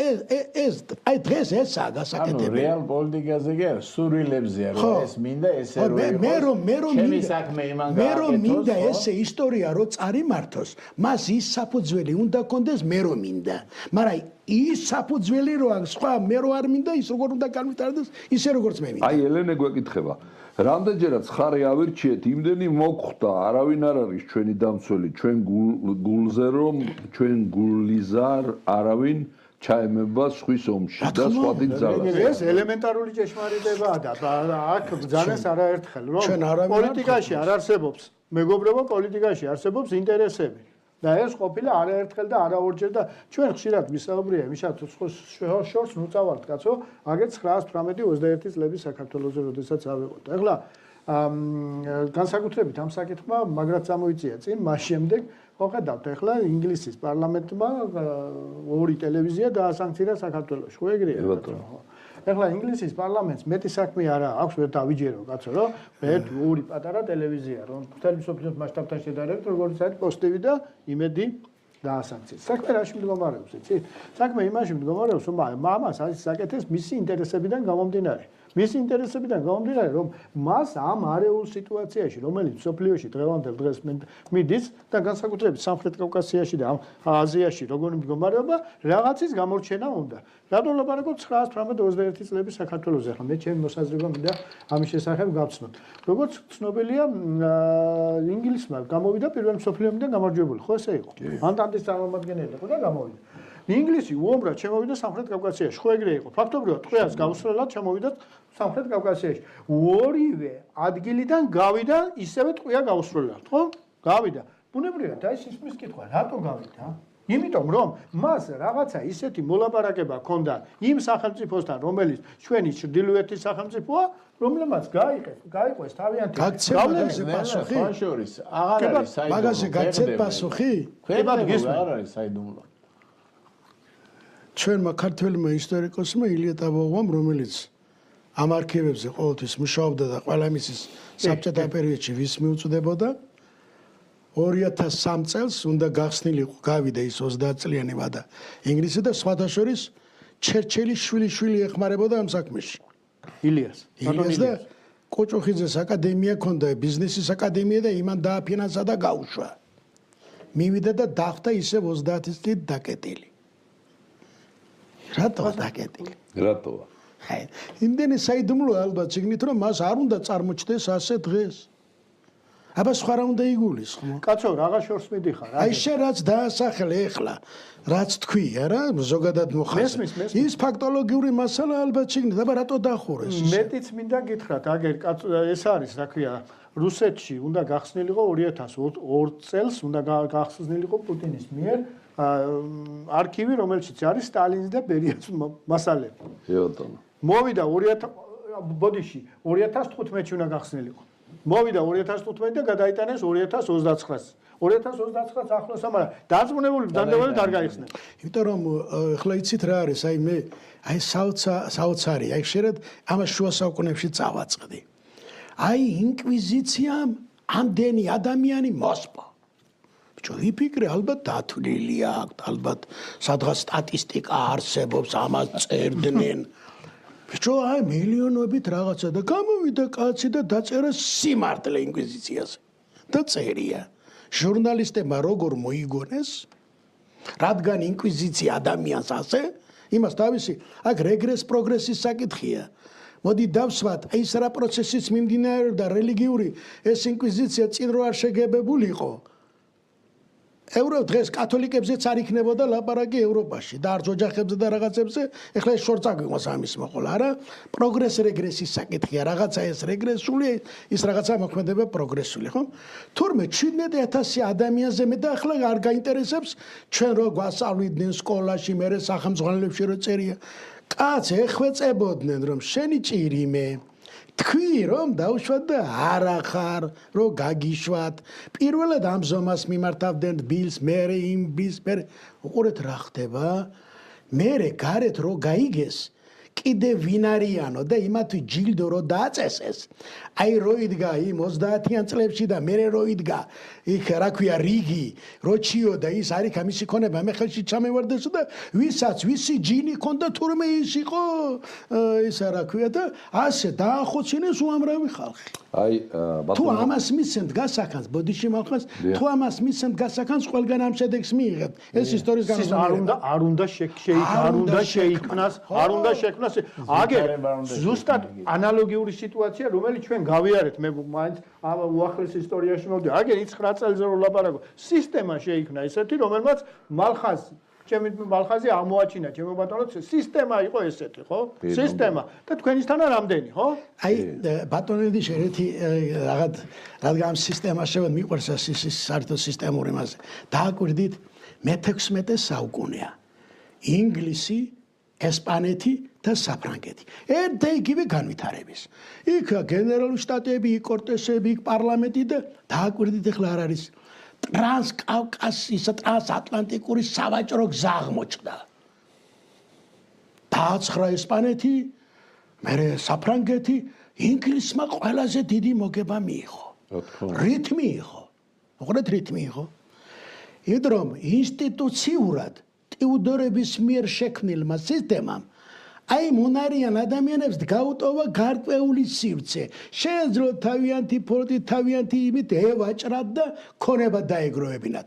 საფრანგეთსა და ესპანეთში თვითონ მეფის ხელისუფლებამ დაადო ამ მოგებას ხელი და მხოლოდ თავისიან მეგობრებზე ანაწილებდა ამას. და წავიდა ამან ეს ჩამოარჩინა და ის განავითარა. ზუსტად ეს ისტორიული პროცესი, ეს ყველა უნდა გაითვალისწინოთ. უნდა იცით რა მე რა ხშირად რა აზრი მებადება? აი პირველი პირი ქვეყანაში რო იქნება მეთქი ისტორიკოსებმა ჩაუტარონ გამოცდა როგორ ისმის ისტორიული წარსული. ანა აუცი კარგი იყო. ერთი კითხვა მინდა დაგისვათ. ეხლა მე ვამზადებ გადაცემათა ციკლს სტალინის დროით ესე ერქმევა შაბათს იქნება 12 საათზე პირდაპირ ეთერში და რა თქმა უნდა თქვენც მოგიწევთ როცა ამის დრო დადგება. თქვენთან მაინტერესებს კითხვა სტატისტიკაზე როცა დაიწყეთ საუბარი პირველი ეს კითხვა მომივიდა. სტალინს აბრალებდნენ რომ სტატისტიკურად ყველაზე მეტი ხალხი დახურეთ. ვინ დათვალა? ხო და აი მაინტერესებს ვინ დათვალა. ვინ დათვალა? სად არის ეს სტატისტიკა?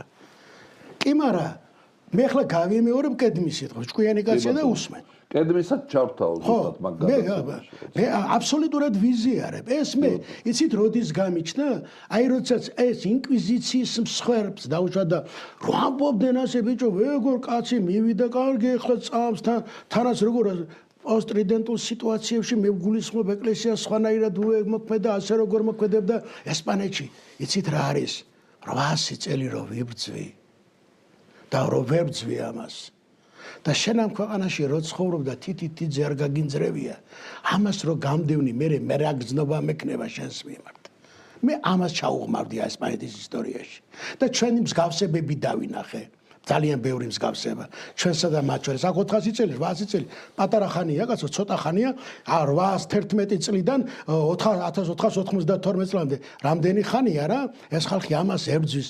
მე მიმართა იმ არასწორ ბევრ რაღაცებს, იმიტომ რომ იქ უკვე შურისძიების გრძნობა ძალიან დიდი. ხო, ამასაც ხო გათვალისწინება უნდა და შევთ, რო გათავისუფლდები ეს როგორ შეინარჩუნო წონასწორობა, რაც წააგებ, რაც მოიგება რა? კი, მაგრამ რომ ვიძახით ამდენი 1000-იო, ამდენი ის ამბობს არ მახსოვს ვიღაცა ძალიან ანტისტალინელი ისტორიკოსი რომელიც იმაში წავიდა, გვარი არ მაგონდება ახლა უცებ ინგლისში და 1000 რაღაცას და მე სხვა რაღაცა დაწერა, არაო ამდენი არ იყო, ასე არ იყო. მას რა შეყნობოდა? ვიღაცა რაღაც ამდენი მილიონი გაშლითა, ამდენი მილიონი დახოცა. სად არის ეს სტატისტიკა? კი, მაგრამ იქ ყველა მართალი იყო? ყველა მართალი დაიჭირეს? ის არავინ არ იყო მოღალატე, არავინ არ ღალატ. ბიჭო, თვალწინ ხედავ ისეთ პროცესს და რეებს მაჯერებ, ახლა მე შენი კრა იქნებოდა, ისედაც ხო შემიძლია. ერთმა კათოლიკაი თქვენ ბატონ მალხაზ კარგი რაღაცას მინდა გითხრათ, ერთმა კათოლიკე ძალიან ჭკვიანმა ბერმა ასეთი რაღაცა დაწერა და მე ფიქრობ ჟან-ჟაკ რუსო მე მისგან აიღო ეს. შენს გარემომცველ გარემოება სამყაროს დააკვირდიო და კარგად დაინახავ იმ სამყაროში რა იყო. ხო პროცესს ხედავ შენს თვალს. ესე იგი ასახვა ანარეკლია, კერა სარკეთა, ხშირ შემთხვევაში. პროცესი ისტორიაში ერთდაიგივე საფუძვლით არის დროს არ აქვს მნიშვნელობა იმ დროში ამ დროში. ერთნაირადვე განვითარდება ის. ამბროსი ხელაიას სასამართლო პროცესზე აქ სტენოგრამა ემზარ-ფაშევამ ჩამოიტანეს და მომცა მაინტერესებდა. იცით, აი ახალგაზრდები, რომელიც ქუჩიდან არიან სასამართლოზე შეყვანილით რა სიტყვებით მიმართავენ. ეს მე ჩემს თვალწინ ვნახე ეს სიტყვები, რომ მოგმართავენ. მათ არავინ არ ავალებს. ახლა რო დაავალო რა იქნება? საოცრება. ხო ერთმანეთს გაასებს, იგი არ უნდა შექმნა ეს. ბატონო, ესა შენი მოვალეობა. ფერაძე გეკითხებათ, ნუგზარ ფერაძე, 78 წლის არის. რას ფიქრობთ, შეიძლება წავიდეთ მესამე ცდაზე ჩრდილოეთისკენო? იქნება მესამე ექსპერიმენტმა გაგვიმართლოს. რატო უნდა წავიდეთ ბატონო ნუგზარ, მე გაგცემთ პასუხს. ჩვენ რო სადღაცა მივდივართ, მაშინ ვიღუპებით სწორედ. ადრე მივდიოდით ევროპაში დავიღუპეთ, მერე მივდიოდით სამხრეთში დავიღუპეთ, მერე მივდიოდით ჩრდილოეთში დავიღუპეთ და რა გინდათ რომ დავიღუპოთ საერთოდ? ჩვენ უნდა ვიდგეთ ჩვენ ადგილას, ეგრე არ რა არის? თქმა უნდა. აბსოლუტურად სწორგზავნა. ჩვენ ის კითხვა რომ დამისვა, ჩვენი თავი ჩვენადვე გვეყოდნეს. ილია ჭავჭავაძე მე თქვა საპროგრამო დოკუმენტი არის ნაწარმოები არის მგზავრის წერილები, მაგრამ მეორე ამბავი მინდა ჩემო ძვირფასო მეგობრებო გითხრათ რომ ჩემი გადასახედიდან ილია ჭავჭავაძეს ეს ქონდა ძალიან ღმად გააზრებული, იმიტომ რომ ამას ჭირდებოდა თურმე და ჩვენს განვიცადეთ ეს სახელმწიფოს მართვა ხელოვნება და მომზადება ჭირდება ამას რა, ერის მომზადება. თქვენაც ბრძანეთ ახლა ისტორია 500 წელი ჩვენ სახელმწიფო გქონდა ერთიანი სახელმწიფო, ბოლო 500 წელი ბატონო არ გქონდა ჩვენ. ჩე ბატონო ედიშერ მე თქვენს კითხვას ასე გავცემდი პასუხს. ჩვენ შუა საუკუნეები არ გვაქვს ჯერ ნამშობიარები. ვერ ვიმშობიარეთ შუა საუკუნეები და ამიტომ ვერ დავბადეთ თანამედროვე საქართველოს. ანუ ვერ გამოვედით იქ. ვერ გამოვედით იქიდან. ეს ბევრ პლასტში ჩანს. ახლა რა არის? ზუსტად მაგას ვლაპარაკობ. თავზე ნაცრი წაყრაც არ ვარგა ახლა ეს ასე ესე. პირველის და მეორის და მესამის მე არ ვიცი ვინ როგორ ნომრავს მართველია რა. მე შემთხვევით არ მithქვამს ეს. ისეთი ძალიან სპეციფიურ ვითარებაში, რაცი ჩვენ აღმოჩნდით, რაცი ჩვენ გადარჩით, ჩვენი პროგრესი რომ მარტო გადარჩენა იყო. ახლა ამას უნდა შევქმნა ის პირობები, უნდა შეიქმნას ის საფუძველი.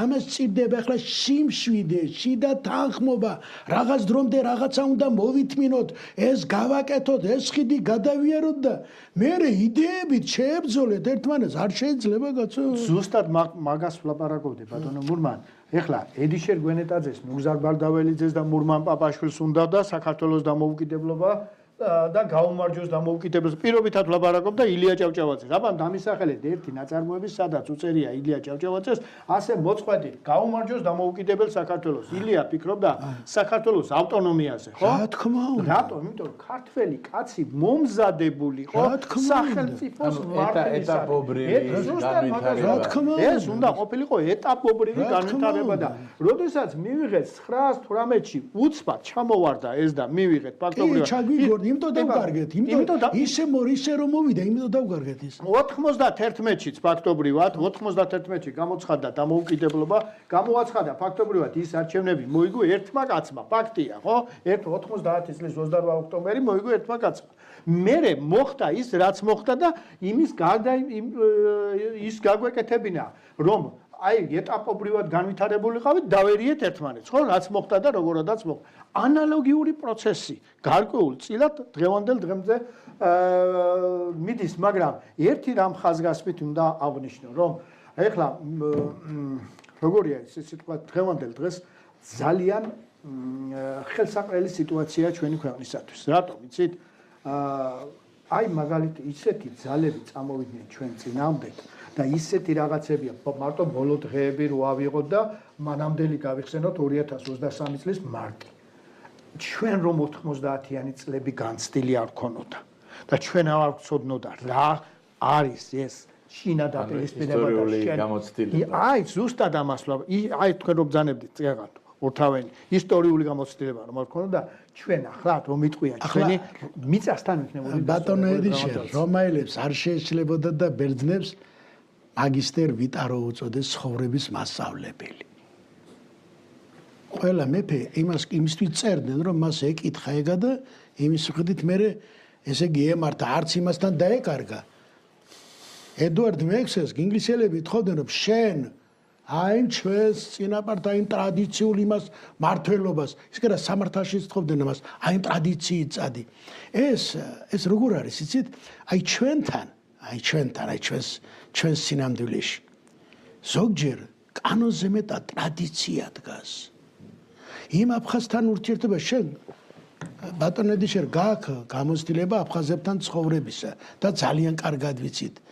ჩვენ ახლა დღეს მე ვეძებ აი დავშვათ მახასიათებლებს რა არის იმ ევროპასთან, იმასთან, სხვასთან, ამასთან მაძლევს წყაროები ამის საშუალებას ნახო აი სათხედავდა ის ჩვენს იდენტობას მასთან.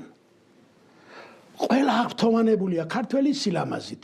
ქართველი ქალებიც ხო განსაკუთრებით ქართველები ბრძოლის უნარით ნეტავ ესენი ევროპასთან იყვნენ და ის განათლება კონდეთ ვერავინ ვერ აჯობებს მე არ წერ ისინი წერენ აი რა გვაკლია სულხანმა იცოდა საბამ რომ აი ეს განათლება გვინდა ჩვენ ევროპა და ამერიკა იმისთვის კი არ გვინდოდა რუსეთს რომ მოცით რომ ჩვენ ხედავთ აქ არის ეკონომიკური ყველაზე ტექნოლოგიური განვითარება ამიტომ ხარ რუსეთი განვითარდეს და ისინი რო ჩამორჩენ შენ ეს მოგინდება ეს ბუნებრივია არ მოგინდება არავითარ შემთხვევაში მას თუ ისინი ისე ჩამორჩნენ არ მოგინდება ატარა ქვეყანა მე არც რუსეთი მინდა არც ამერიკა არა ეს მეც მინდა ბატონო მალხაზ ყველას გვინდა მაგრამ პროცესია ეს მე მინდა რა გეტყვი ერთხელ ვიყავი კონფერენციაზე მაშინ როცა სააკაშვილის რეჟიმის დროს იძულებულად ვიყავი წასული ქვეყნიდან და მოსკოვში ჩატარდა ძალიან სერიოზული კონფერენცია ესწრებოდა ყველა წამყვანი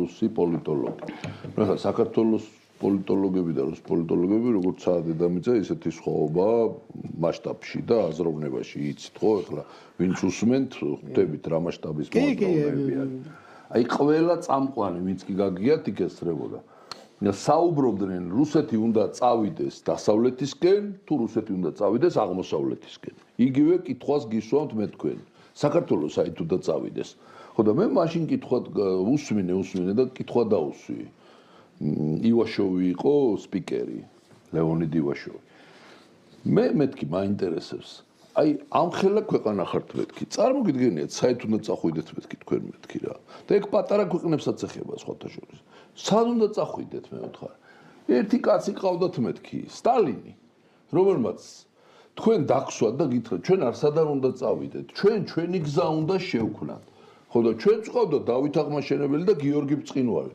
და ეს ორი ადამიანის გამოცდილება რომ შევაჯვაროთ შევისწავლოთ და ამ გზით ვიაროთ ხო შეგვიძლია ჩვენს კაცო რა თქმა უნდა უთუმდეს ძალიან კარგი მაგალითი რა არის თქვა ორი ძალიან დიდი პიროვნება რომ ეს აი ორივე გამორიცხავს ამ იზოლაციანებს. უნდა გქონდეს ყველასთან კარგი ურთიერთობა, მეზობლური, პარტნიორული ურთიერთობა, მაგრამ შენი გზა გაქვს, შენი მიმართულება. მაგრამ შენ რო არ განსაზღვრავ ამას და ის რო განსაზღვრავს, აი როგორ იქნება. ეს ბრადო ეს ისტორიული პროცესი იცით? ანუ მოწყვეტილად გარემოს გააჩნია უდიდესი მოწყვეტილა შეერთებული შტატებზე ვერ იტყვი რომ მოწყვეტილია სამყარო. ბატონო ნუგზარ. ის შეერთებული შტატები. რუსეთს რო არ წამოეწია ასტრახანი არა იყო და აქეთ არ გამოყოლოდა ამ გზას. ქართველებს აზრად მოუვიდოდათ რუსეთთან კავშირი? არანაირად. მოიცა, ახლა იქ რომ ააგო ეს სიმაგრეები და რაღაცა იმან თურქეთთან რა გავლენა მოახდინა თურქეთზე. თურქეთი არ და რა გახდა, ახლა გურია სამეგრელოს დაპყრობა. ან იმერეთის დაპყრობა თურქეთისთვის რა იყო? იყო დაიპყრო, საფაშო ხო დაარსა. ესეც ხო აქეთ რატო არ წამოვიდა? როცა აქ დადგა იმ ასტრახანსა და მე ისტორიულ პროცესს უყურებ რეგრეს პროგრესის თვალსაზრისით. ეს მოვლენა აქ რომ გაჩნდა იმან იმაზე რა ზემოქმედება ხო ცუდი ამაზეა ლაპარაკი. აბა როგორ შეიძლება ახლა ისეთ რა ტაოკლარჯეთში ვიყავი და უყურებდი რომ აი ეს ტერიტორია და ძალიან დიდი დარდი გიპყრობს ხომ ეს არ არის შენი და ფიქრობ კი მაგრამ ეს ხო იმან დააბრუნა მაშინ. უყურეთ სად მიდის ახლა აზროვნება. მე ხო ახლა რეალურად ფიქრობ რა უნდა გაგვეკეთებინა რომ დავუშვათ ეს არ დაგვეკარგა. იმ წუთად ჩდება ეს აზრი. რა იყო ეს დავუშვათ პოლიტიკის შედეგი, ამის შედეგი იმ რა, აი იმ, ეხლა ეს ძალიან შორ წაგვიყვანს, მე ჩემეულ ხედვით რომ ამაზე წავიდა რა. ისე დადებითი და შედეგი. რა იყო დადებითი? რა იყო, იცით, იმან შეარბილა ურთიერთობა. აი იმათ არ გაამწვავეს ეს ურთიერთობა. ერთადერთი ყმაყოფილდებოდა ლამაზ გოგო ბიჭებს უგზავნი და ეს კაცი ეუბნებოდა, ეს რო არ გავაგზავნოთ, ჩვენ ქრისტიანობას დავკარგავთ. მაშინ დაგვაწმება ის. მაგრამ იმ ფაქტორს იქ ხშირად აგზავნის ელჩებს იქ. ის ხო უყურებს რომ იქ ელჩებს აგზავნიან. ხო, ის ბალანსირება. თან იმ დროს პოლიტიკას განსაზღვრავს რელიგიური ფაქტორი. მე-18 საუკუნის 40 წლებამდე ეს ჩემი აზრი არ გახლავთ, საერთაშორისო ურთიერთობებში დომინანტი უჭერებს მაინც რელიგიურ ფაქტორს. ქრისტიანები მაინც ვეომებიან ერთმანეთს. ჩვენ ვეომებით, ჩვენ სადავო გვაქვს რაღაცა ტერიტორიული, მაგრამ მე შენთან მსოფლმხედველობრივად ვომობ. შენ ჩემ სივრცეში ხარ შემოჭრილი, ეხლა არ მინდა დავასახელო ეხლა ეს მე თუმკითხად აღმოსავლეთ დასავლეთ შორისაა დღესაც ბრძოლა სხვა რამე კი არ არის. ხო და აი ეხლა მე კითხვას დავსვამ ელემენტარულს. დღეს არის ირან, ისრაელ, ამერიკის ომი.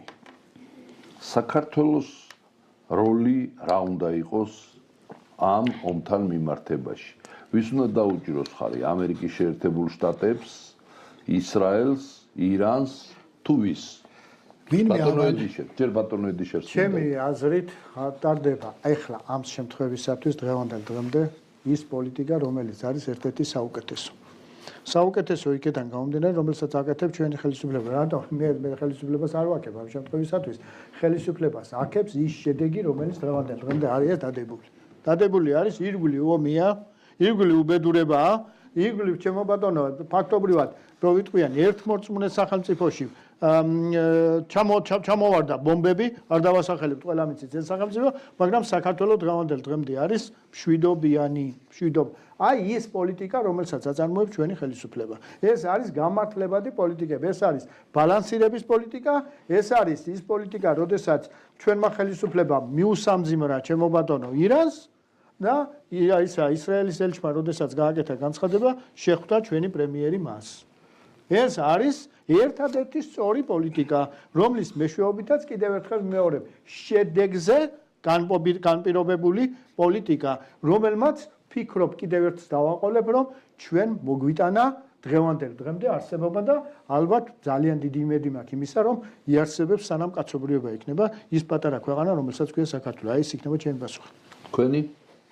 დავიზიარებ მე რაც ბრძანა, იმიტომ რომ ხა ვითარება ძალიან რთულია აქ ესე მკვეთრად რომ გამოიკვეთოს პოზიცია ძალიან საფრთხილოა, იმიტომ რომ აი ხა დღეს რაც უყურეთ ბოლო ეს 12 დღე ირანი ცდილობს რომ ეს მასშტაბი გაზარდოს, უფრო მეტი ქვეყანა ჩართოს, რომ იმ ქვეყნის მოსახლეობა განაწყვეტს ისრაელისა და შეერთებული შტატების წინააღმდეგ და ამაზე მიდიან და ის რესურსები სხვა შევეთ თქვენ არეთ გადაცემაში შეეხეთ, ის რესურსები ჯერ კიდევ არ გამოუყენებია, რაც აქ გუშინ წინ იყო ის ბალისტიკური რაკეტა პირველად რომ დაუშვეს იქ.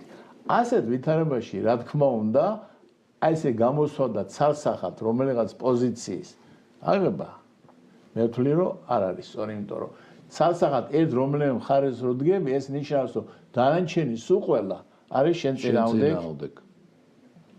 მადლობა. რა სიტყვით ბატონო რომან? ახლა რო სიფრთხილე საჭიროა, ახლა რო სიფხიზრე საჭიროა, ახლა რო გონება გამჭრიახობა საჭიროა, მე ასეთი გარდამტეხი ისტორიული ფაქტორი არ მახსოვს. აბსოლუტურად გეთანხმებით, თავიდან ბოლომდე კი. მე ვამბობ გარდამტეხ ისტორიულ ფაქტორს. ჯერ მცირე, მე არ მიყვარს პატარა ქვეყანა, მცირე ტერიტორიის მქონე ქვეყანა მცირე მოსახლეობით. რას ნიშნავს ვის უჭერ მხარს რომ იკითხება ის კაცი მიაკით? აი მე ისტორიაში იმის მიხედვით გამსაზღრავ ამას, ვინც ხარი დაუჭირა რა მოუვიდა და ვინც არ დაუჭირა როგორ მოუვიდა იმას. ისტორიის პასუხი ასეთი. ახლა ვინ თხოვს მე აპრიორი ვის დაუჭირო მხარი? მე უნდა დაუჭირო მხარი იმას, ჩემი გონება გამჭრიახობით, მე რას მომიტან სიკეთეს, იმიტომ რომ მე ამას ნაკლებად მეკითხებიან, თუ ვიღაცას იმას, ისეთი უზარმაზარი მსოფლიოს სუპერ სახელმწიფო ყავს გვერდით, ჩემს გვერდით ჯერ არავინ არ არის. და როგორ ვის უნდა დაუჭირო მხარი? რას ნიშნავს? უნდა დაუჭირო მხარი ჩემს ქვეყანას და სადაც ყველაზე კარგად ვიგრძნობ გამოსავალს იქ უნდა ვიყო. მაკიაველი აგაშენებ ღმერთი. ახლა დღეს მე ერთი ადამიანის პოსტი წავიკითხე და უპასუხე კიდევაც რა. სამხედროა ყოფილი. ნორმალური მეგობრული ურთიერთობა მაქვს, მაგრამ ნუ ხო შეიძლება ადამიანს რაღაც თავის მოსაზრება ქონდეს. ისეთ სასწაული რაღაცა დაწერა, რომ გაოცებული დავრჩი, რომ ირანსო გაანადგურებს ამერიკის შეერთებული შტატებიო. ესე იგი ამათ რა გონიათ, რომ 92 მილიონიან ქვეყანას ესე რომელიმე ქვეყანა ადგება და გაანადგურებს. იცი რა მახსენდება? ბავშვობაში რომ ბავშვები ერთმანეთს მამებით აჩინებდნენ. მამა ჩემი რომ მოგიკანოს რომ ამერიკაში გაგაფრენსო რა და იყო მასე. რაღაცა მე მგონი საერთოდ რა ხდება, იცი? ცოტა არარეალური აღქმებით არიან გაჯერებულნი და ვერ აღიქვამენ სინამდვილეს. და ეხლა ამ გადაცემას ქვია რეალური პოლიტიკა. ჩვენ ეხლა ამ ისტორიულ პარალელებს რო ვალევ, რეალურ პარალელებზე ვლაპარაკობთ, რაღაცას ხო არ ვიგონებთ რა. ჩვენ ხო ეს მთელი ისტორია დავღეჭეთ აქ თითქმის ნაწილი და ნაწილს კიდე შემდგომ გადაცემებში დავღეჭავთ, სხვადასხვა გადაცემებში კიდე სხვადასხვა იურისტებს მოვიწვევთ, რომელიც აი ისტორიის კარიბჭეზე ვისაუბრებთ და ეხლა ჩვენ არხზე იმითი გამოირჩევა სხვა არხებისაგან, რომ ჩვენ თვითონვე ვამზადებთ საქართველოს ისტორიის გაკვეთილებს, ფილმებს. სოფლიო ისტორიის გაკვეთილებს, ფილმებს, ეხლა დავამატეთ მითები და ლეგენდები და ასევე წმინდანების ცხოვრება და აი ეგ ყველაფერი ნათლად ჩანს, რა ცხოვრება იყო, როგორი ცხოვრება იყო, რა პრინციპით ცხოვრობდა ადამიანი და ეხლა რა პრინციპით ცხოვრობს. ადრე თუ ზნეობრივ პრინციპებზე იყო აღებული სოფლიო პოლიტიკა, მაინც გინდა არ გინდა, ხო? ახლა მაგალითად სალადინი რო იყო ადამიანმა რაღაც პრინციპები ქონდა თავისი თუ არ ქონდა? ქონდა, ხო? ნამდვილად. დიდი პრინციპები ქონდა. გამარჯვებულმა არ გაანადგურა დამარცხებული. დღეს რომ ვინმეს ქონდეს საშუალება, რომ დაამარცხოს ვიღაცა, გაანადგურებს კი არა, გაასწორებს მიწასთან კატოლიკლით. გააცამტვერებსო რა იტყვია. ხო? ანუ ეს ზნეობრივი ჯაჭვიც მოიშალა საზოგადოებაში. როცა ზნეობა ყოველთვის იმარჯვებს. რა თქმა უნდა. მე ბატონო გონიერებ. ეხლა უბრალოდ მაინტერესებს თქვენ რა ბრძანდა. ეხლა ცოტა ხანში ერთ კვირაში ან ორ კვირაში რომ გამოვაცხადოს ტრამპმა, მე გავიმარჯვე და გავდივარ ომიდან. ეგრეც გამოვაცხადებ. არა გამორიცხული, არა, საერთოდ ჩანს იმიტომ რომ ჩვენ ეხლა უყურებთ აი თვითონ შეერთებული შტატების შიგნით უკვე დამოკიდებულება იცვლება. ის 175 გოგონა რომ დაიღუპა და ამის შესახებ ძიება იწყება. აი იქ ჩანს თვითონ აი ხა მე ესე უცხოელი მეონხილოები რაც არის. აი უზნეობა რაშია. განა არ იცოდე რა სკოლა იყო. მაგრამ გვერდზე ყოფილა იქ სამხედროების, აი ქსირო იმათი სამხედროების ბაზა, იმათ შვილების სწავლობდნენ იქ. გაუშვეს ერთი დაბომბეს და მე ნახევარსაათში მეორე ბომბს უშევ. ეგ რას ნიშნავს? აი ვინც მოვიდა დასახმარებლად მისაშვილ ისინიც რო გაენადგურებინან. ბატონო აი ამის შესაძლებელი უკვე შეერთებულ შტატებში იქ კონგრესია, იქ ჟურნალისტები უკვე ისინი გამოდიან. რა ამის დაგმობით იქ. უბედურება ის არის ჩემი აზრით, რომ დღევანდელ სოფლიოში ჩამოიქცა ყოველგვარი ზნეობრივი პოსტულატს თავიდანებოთ სამართლებრივი საფუძვლები, რომელზეც 45 წლის შემდეგ სოფლიო იდგა. საერთოდ აღარაფერი არ არსებობს. უგო გროციუსმა შექმნა პატარა ქვეყნების და დიდი ქვეყნების ურთიერთობა ისეთ მორალურ ზნეობრივ საწესზე იდგა, მაშინ რა უნდა გადააკეთოს პატარა ქვეყნამ ძალთა წონასწორობა რო დამყარდეს, შენ ვინ უნდა იპოვო, მან ვინდა იურო, ერთმანეთი არ გაანადგურებო. აი საინტერესო ამბავს, აი პატარა მაგალითს მოვიყვან, აი რაც ეს 12 დღე გავიდა. 10 მილიარდი ორი დღის სიანდელი მონაცემებით 10 მილიარდი დოლარის იარაღი იქ გამოყენებული და დაიხარჯა. 10 მილიარდი. შედეგი რა არის? მოკლეს ერთი ადამიანი, რომელიც ისედაც არის რამდენი წლის თვის სიცოცხლე ქონდა დარჩენილი და რომელიც ნატრობდა რომ გრიპით ან ფილტვების ანთებით არ გადავიცვალო. მოწამებულია? ხო, მოწამდა. აი ამაში 10 მილიარდი დაიხარჯა ამერიკის იმით, რომ ეს კაცი შახედი გამختارიყო. და ამით გაერთიანებინა, აი ეს თქვა, გახსოვთ ჩვენ ქონდა ერთი თვის მაგალითად საუბარი რომ აი მაშინაც ეს თქვი რომ ეხლა კი დაპირისპირება ქვეყნის შიგნით, მაგრამ გარეშე დარტყმა რო იქნება, ის ამ ხალხს გაერთიანებს. რა თქმა უნდა ეს ეხლა მით უმეტეს ეს თუ არ იცოდი, აი ეს ისინი სულელი უნდა იყო, როგორ უნდა გააკეთო, რომ ბავშვების, გოგონების სკოლა დაბომბო იქა პირველ დღეს. და მე თქვა რომ არ იცი. ხო. მე ის ჯერ თქვა რომ ირანელებმა დაბომბა და მე თქვა რომ არ იცი. მე ერთ-ერთი უმთავრესი რამე, ვინც კი ამის გამო, ის ბავშვების გამო ვინც კი მომხრე იყო, თქვა სიტყვა, გაიხადო შენი მოწინააღმდეგე. ამას ეს ხელოვნება ჭყალებში ვლაპარაკობ, გარკვეული ახლა ჯორჯა მელონი გამოვიდა უკვე კრიტიკით. ეს უკვე დანაშაული, სამხედრო დანაშაულია. და ამას კიდე ზემოთ დამატებული ახლა საერთაშორისო სამართალზე როდესაც ვლაპარაკობთ, კაცო, თქვენ წარმოიდგინეთ როგორი სიტუაცია. ახლა ის ჰააგის სასამართლო უკვე აღარ არსებობს. ხო? ჰააგის სასამართლოს ასანქცირებს იმის გამო, რომ შენ ჩემ ჯარისკაცს როგორ გაუბედი ასეთი რაიმე. ეს რა ხდება? ეს უნდა მომხდარიყო ბატონო მურმან. არჩილ ბენაშვილი გწერს, რომ საქართველოს როსტომ ხანმა გადაარჩინაო. რატო ფიქრობ? არა, გარკვეულწილად სწორ რაღაცას ამბობს. რატო? ახლა გეტყვით. აი ეს რაც მოხდა თეიმურაზის ბრძოლით, ეს ჩემთვის არის თეიმურაზი, როგორ გითხრათ, იცით? არ ვიცი ერთი მეფისთვის ამდენი სატკივარი ტანჯვა და უბედურება ერთ კათოლიკეების სინერთან ლაპარაკობს. მეო რატომ ჯის ღმერთი ასეო? ძალიან გულის ამაჩი ახლა გამოვა ეს წყარო. მე აი ცნობები მომერია მაგას რომ თარგმნილი და ვაკეთებ. იცი დაიღალა ქართველობა. ძოლით. დაიღალა. თქვენ წარმოიდგინეთ მარტყოფი, მარადეს, გავთავებელი შინა, ადგილზე არ გაყენებენ. იქიდან დევიან, აქედან დევნიან. დაიღალა და დაუშვა თეიმურაზმა შეცდომა. ტახტი, მას კახეთის ტახტი არ დაუკავებია, დაეკავა ქართლის ტახტი. კი ბატონო, ეს დაუშვა და უკანონოდ შობილია, მაგრამ მას ერგება ეს ტახტი. და ეს იყო ძალიან ჭკვიანი კაცი, იმიტომ რომ თეიმურაზის ქრისტიანობით ბრძოლა ესე რომ გაგრძელებული იყო დაუშვათ სანამ ამოწყდებოდა საქართველო. თეიმურაზი იყო შეურიგებელი. ნუ ალაზა საუთ პიროვნული სიტუაცია. ჩემთვის ეს გასაგებია, რატო იყო შეურიგებელი. თუმცა შეურიგდა ხო კიდევაც ისპანეთში ჩავიდა. მაგრამ მერე დაიწყო გამიგე შურისძიება. მერე არ იყო, მერე როსტომთან იყო თანხმობა საჭირო. როსტომი ეხლა ვერ იტყვი იმას როსტომი რომ მუსლიმი არ იყო. რა არის იცი? ქვეყანამ დაისვენა, მოშენდა, გამრავლდა, ეკონომიკურად და გაძლიერდა, იქ სასახლეს დაეტყო, იმას დაეყო, ვაჭრობა, სომხები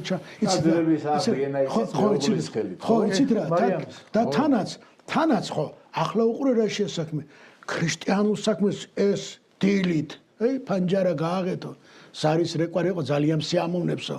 იმასთან ვერ ბედავდა კათოლიკებთან მიდიოდა იქ და იქ ერთმა უთხრა ისე ეს გამოსასეირნებელი ადგილი არ არისო კაცო შენ სეირნობა ქაო ეს ეკლესია არისო და არა სიამოვნებს თქვენი ისა გალობაო იმიტომ რომ იმას ირანი იწყნარებდა იმ კათოლიკობას და ის უზარმაზარი დიპლომატი იყო ძალიან აი უჭკვიანესი დიპლომატი დააკვირდით თეიმურაზის ხელგდება არ შეეძლო მაგრამ რას ეუბნება ირანს შანელე, შენი ტორები არ გვინდა ტორები. თეიმურაზი ცოცხალია.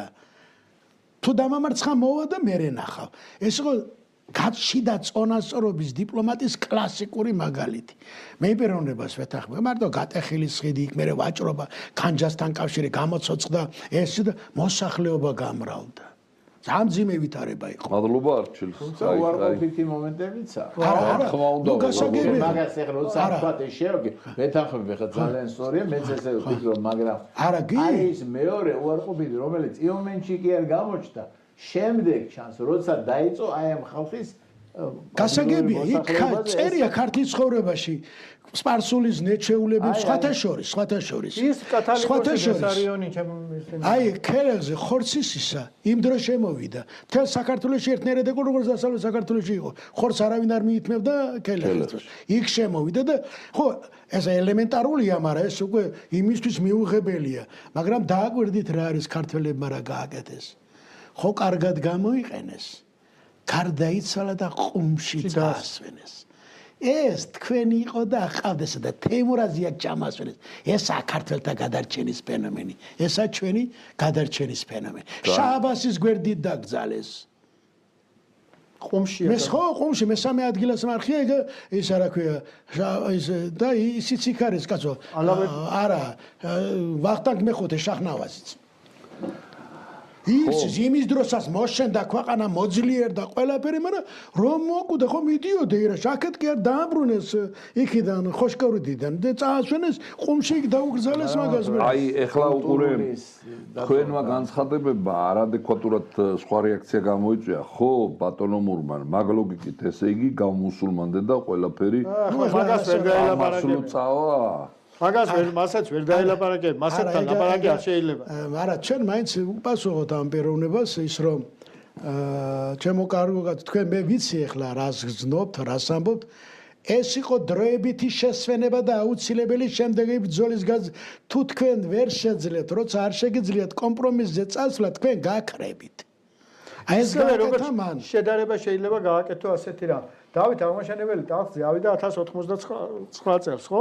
და როდის შეუწყვიტა ხარკი სელჩუკებს, ჩემო ბატონო, სამ მოძლიე და გააკეთა და იმის შემდეგ დაიწყეს. რადგან ეგახსენეთ, მე გეტყვით, აი წაღან ეგ მინდოდა მეთქვა და გამორჩა მაშინ. დავითე რატოა გენიოსი, იცით თუნდაც იმ ჯვაროსნების გამოყენებაში.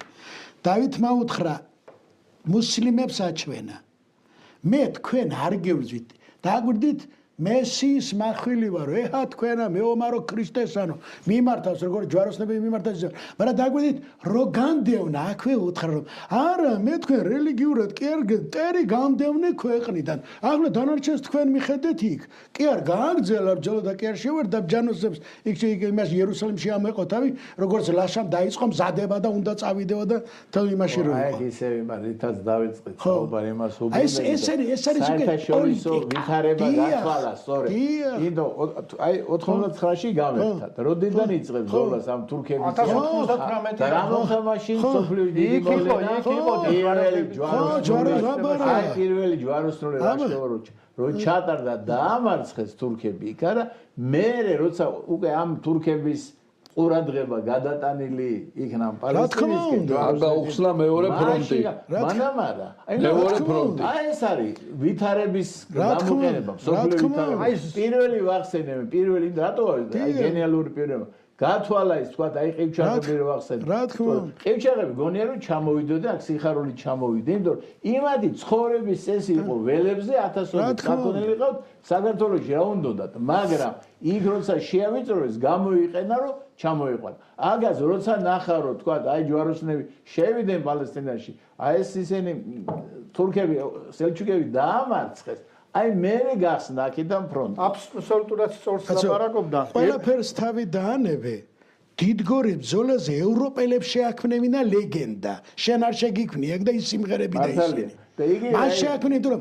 იმათ ეს თავიად იცით რა ჩვენ ქრისტიანები ამ სივრცეში ვებძვით და ქართველმა გაიმარჯვა ეს მისი საქმეცაა აი ეს არის აი კონტექსტში ჩაიწერა და ეს არის გიორგი მეხუთეზე ბრწყინვალეზე როცა გამოიყენა აი სხვა შორის კათედრა სმირინა დღევანდელი იზმირიდან გადმოიდა როდისმე როცა ნახა რომ იქ უკვე გაუჭირდა ევროპას აი ამ ოსმალები არიან ამადი ის გამოიყენა ვითარება ხა რა შეჭირდება თბილისში კათედრა არა იმით რომ აი რომთან არა დასავლეთთან ჭიდრო კავშირი რო ყოფილიყო აი ეს არის საერთაშორისო ვითარების გამოყენება ძალიან საინტერესო რაღაცებს საუბრობთ მეგობრებო და ერთი მით შედარება მინდა გავაკეთო აი ეს რომ ყოფილ ბატონო ნორმალ წეღარო თქვა ქვეყნის პირველი პირი უნდა სწავლობდეს რომ ისტორიას იმ გამოცადო იმ ქვეყნის პირველ პირს რომ ცოდნოდა საქართველოს ისტორია კარგად მით უმეტეს მას ამის პირობები ჰქონდა 2007 წელს მიუნხენის კონფერენციაზე რო რაღაცეები გაჟღერდა ხომ არ დაგვემართებოდა ჩვენ ის რაც 2008 წელს დაგვემართა ჩემო ბატონო იცით რა ჩვენ რაღაც აი ეს ძალიან კარგია იცი იმაზე რო ნათქვამი იმ ჩიძე პატარაში ლაღად იყო უცბად არ მაგონდება ზაპარიყო ჭალაჩიტი მაგდარიყო დიდქვაფში არ იყო და პატარაში ლაღად იყო აი ესა ჩვენზეა გამოჭრილი ზუსტად ჩვენ თუ გავხდით პოლიტიკოსი გონია რომ სამყარომ ჩვენ უნდა გვისმინოს ჩვენ ჭკუაზე უნდა იაროს იმის იმას და რაღაც ამ მასშტაბებს ვერ ვეტევით ამ საქართველოს და კიდევ ერთი შეცდომა რაც მე ხშირად მithქვამს აი ბატონო მალხაზ პერისპერებული ქვეყნები თუნდაც აი მეორე სოფლიო ომი აიღო.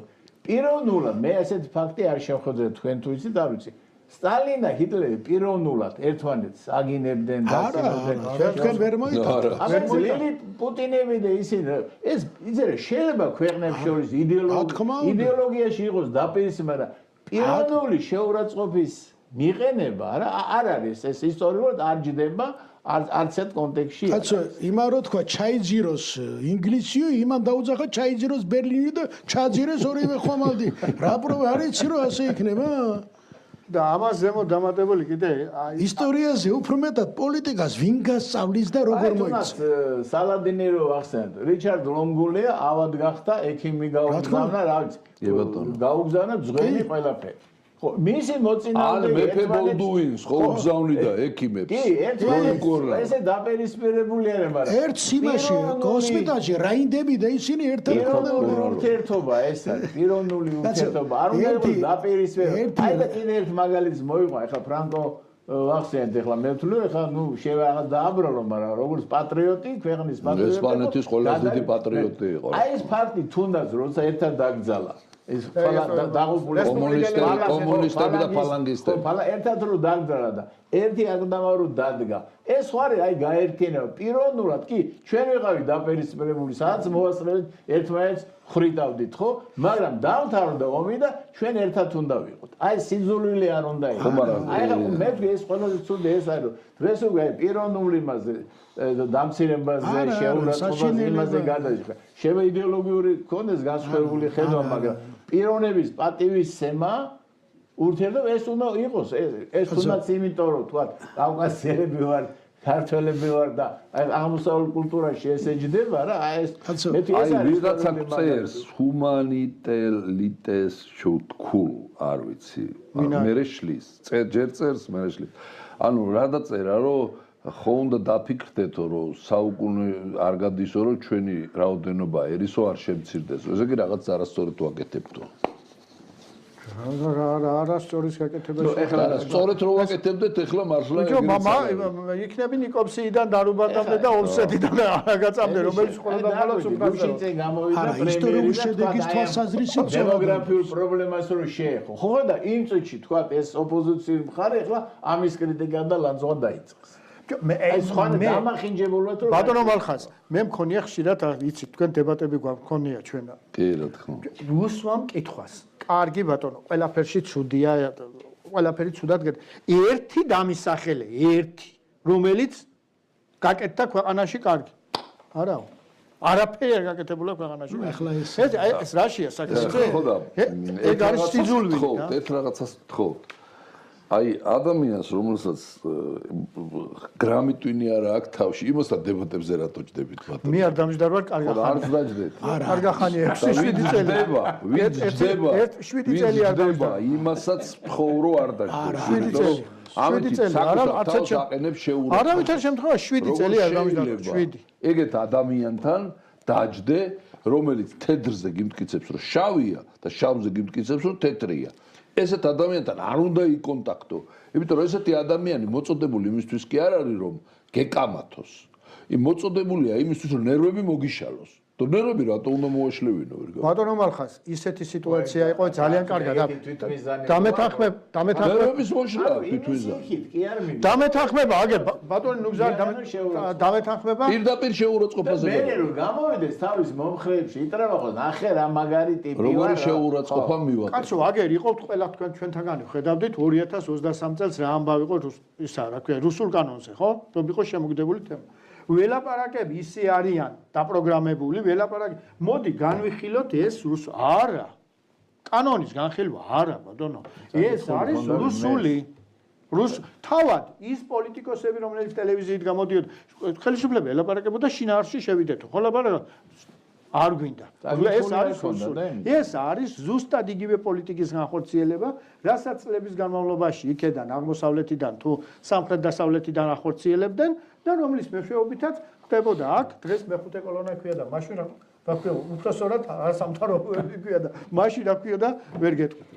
მოკლედ აი ეხლა მივდივართ უკვე დასასრულისკენ და მინდა რომ ინტერაქტივს მიუბრუნდეთ. ინტერაქტივში გვაქვს შემდეგი კითხვა. ირანის ომის შემდეგ საქართველოს როლი რეგიონში გაძლიერდება, მიჭირს პასუხისგაცემა, შესუსტდება. 3 ვარიანტია. აი ჯერ თქვენ როგორ ხედავთ ამ ომის დასრულებას? როგორ ხედავთ? მე ვფიქრობ და რა მოხდება ამ ომის შემდეგ და რა გეოპოლიტიკური სიტუაცია იქნება. მაგას ძალიან ბევრი რამეა დამოკიდებული. მე ვფიქრობ, ყოველ შემთხვევისათვის ეს ომი უკვე დიდხანს აღარ გაგრძელდება, ისეთი სიტუაციებია უკვე შექმნილი. მაგრამ სამ ვარიანტს განიხილავენ აი ამ ომის დასრულებას. ყველაზე მეტი ალბათ ოპტიმალური დიდხანს აღარ გაგრძელდება, მთელი რიგი მიზეზების გამო და ამას ახსნას ახლა შეუდგებით. და ყველა მიტიროს თავისი მამიდაო, ასეთი გამოთქმა ჩვენში ჩემობადანო, ჩვენ უნდა ვეცადოთ ყოველ შემთხვევისათვის რა როგორ იქნება ჩვენი საქართველო. ყოველ შემთხვევისათვის მე ვფიქრობ დასავლეთის ინტერესები აღმოსავლეთთან დაკავშირებით და განსაკუთრებით იმ ფენომენთან დაკავშირებით, რომელსაც ქვია ჩინეთი, აქა გაიზრდება და ამ შემთხვევისათვის საქართველოს როლი, ადგილი უფრო მეტად გაიზრდება და საქართველო როდის იყო განსაკუთრებით ძლიერი სახელმწიფო, როდესაც საქართველოზე გადიოდა სავაჭრო გზა. აი ზუსტად ამ სიტუაციებიდან გამომდინარე მე ვფიქრობ, აი ახლა უკრაინის ომიდან გამომდინარე და ახლა რაც მოხდა და როგორადაც მოხდა ძალიან მშვენივრად ვხედავთ ჩვენ ამას, რომ ჩვენი ეკონომიკის გვინდა თუ არა ეს უნდა ვაღიაროთ გაძლიერება მოხდა ამით. უკრაინის ომმა გარკვეულწილად ამას ხელი შეუწყო და მე ვფიქრობ ამ ომის დასრულების შემდეგ საქართველოს როლი გაიზრდება. მე ასე ვფიქრობ. ხო, ნუ რა თქმა უნდა. ჯერ უნდა ვთქვა პირველი აი ამ მონაცემებით, დღე ამ 12 დღიანი მონაცემებით, ვინ არის მოგებული, ჩანს სასახელთ რუსეთი, ხო? გაიზარდა ამ ნავთობზე ფასი, უკვე $200-ზე ავიდა ბარელი. ესე იგი ვინ დარჩა? თურმე ეს ამდენი ხალხი იხოცება ის ამ დროს რუსეთი რომელიც თითქოს აი არც არის ჩართული, არც კი ვითომ რაღაც დახმარება. განცხადებასაც არ აკეთებს. ხო, აი განცხადებით შემოფარგლა, ის აქეთ არის მოგებული. სამი ვარიანტი არის. აქ როგორც ფიქრობენ, ახლა ნუ ერთი ვარიანტი რომ ნუ რა თქმა უნდა ომის გაგრძელებით აქ არა ჩვენ უკვე ისტორიული ისინი გვაქვს შევიდენ თქვათ ერაყში რა შედეგი სირიაში მივიღეთ შედეგი ბევრად უარესი იყო დაწლეულებით ვერ აღმოიფრა რა ჯერ პროცესი ვერ დავთავდა ლიბია ხო იმ რაღაც სარკოზის პატივმოყოლება შეეწერა ეს გადაფი ხო ეხლა ნახე რა სურათი იქნება იქ სახმელეთო თუ არ დაიწყო ოპერაციის არაფერი არ გამოვა ეს გაგრძელება ეს დაბომბები ხო და შედეგი არ იქნება სახმელეთო რომ განხორციელდეს მინიმუმ 9 მილიონიანი კონტინგენტია საჭირო რომ კონტროლი დაამყარონ ესეც გამორიცხული ამიტომ აქ არის ვარიანტი რომ შეიძლება ეს ხელისუფლება როგორც არის ესევე დარჩეს ეს არის დიდი მარცხი ამერიკისთვის მეორე ვარიანტი თქვა რაც უნდოდა მაგალითად ტრამპს ეს არის რაც ვენესუელაში განახორციელა ხო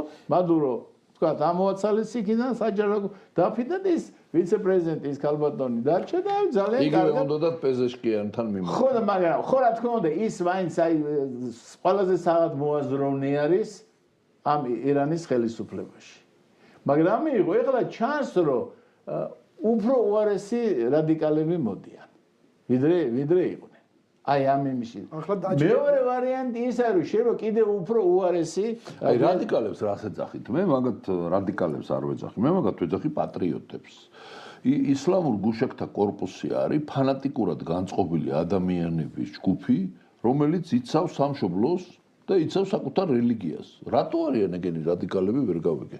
საქართველოში მაშინ 9 მილიონ 300,000 კაცი რადიკალი უყოფილვართ, იმიტომ რომ ჩვენი სამშობლო დავიცავით და ჩვენი ეკლესია დავიცავით, ხო?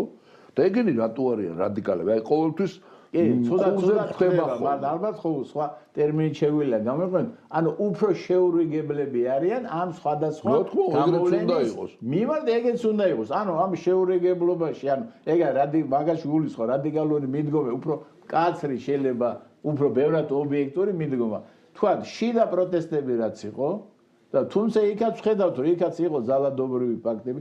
აი ახლა თუ მაგალითად მოხდება იქ თქვა ეგე ძალიან საეჭვოა რომ იმ რა ქვია ქურთების შერაღებული ნაწილები და მაგრამ მე ძალიან მეეჭვება იმიტომ რომ თვითონ ირანის ქურთებს ისეთი თქვა რეპრესიული ვითარებები არ ქონდათ რაც ქონდა თურქეთში ან სირიაში და ან თუნდაც ერაყში ხო არის ჯერ ესეთი ენობრივად ერთი ენობრივი ოჯახი არის და რა ვიცი თავისთვის ძალიან მშვიდად ესე მეტრაკლებად აი ზედმეტ ჩარევების გარეშე იყვნენ ხო, საეჭვო რომ იქ თქვა დაიღო. ეს ხო იქნება მაშინ სეპარატიზმი და თუ სეპარატიზმია და ხელისუფლება თუ გამოიყენებს იქ ძალისმიერ მეთოდებს, მე მგონი ყველგან ლეგიტიმაციაში იჯდება, ხო?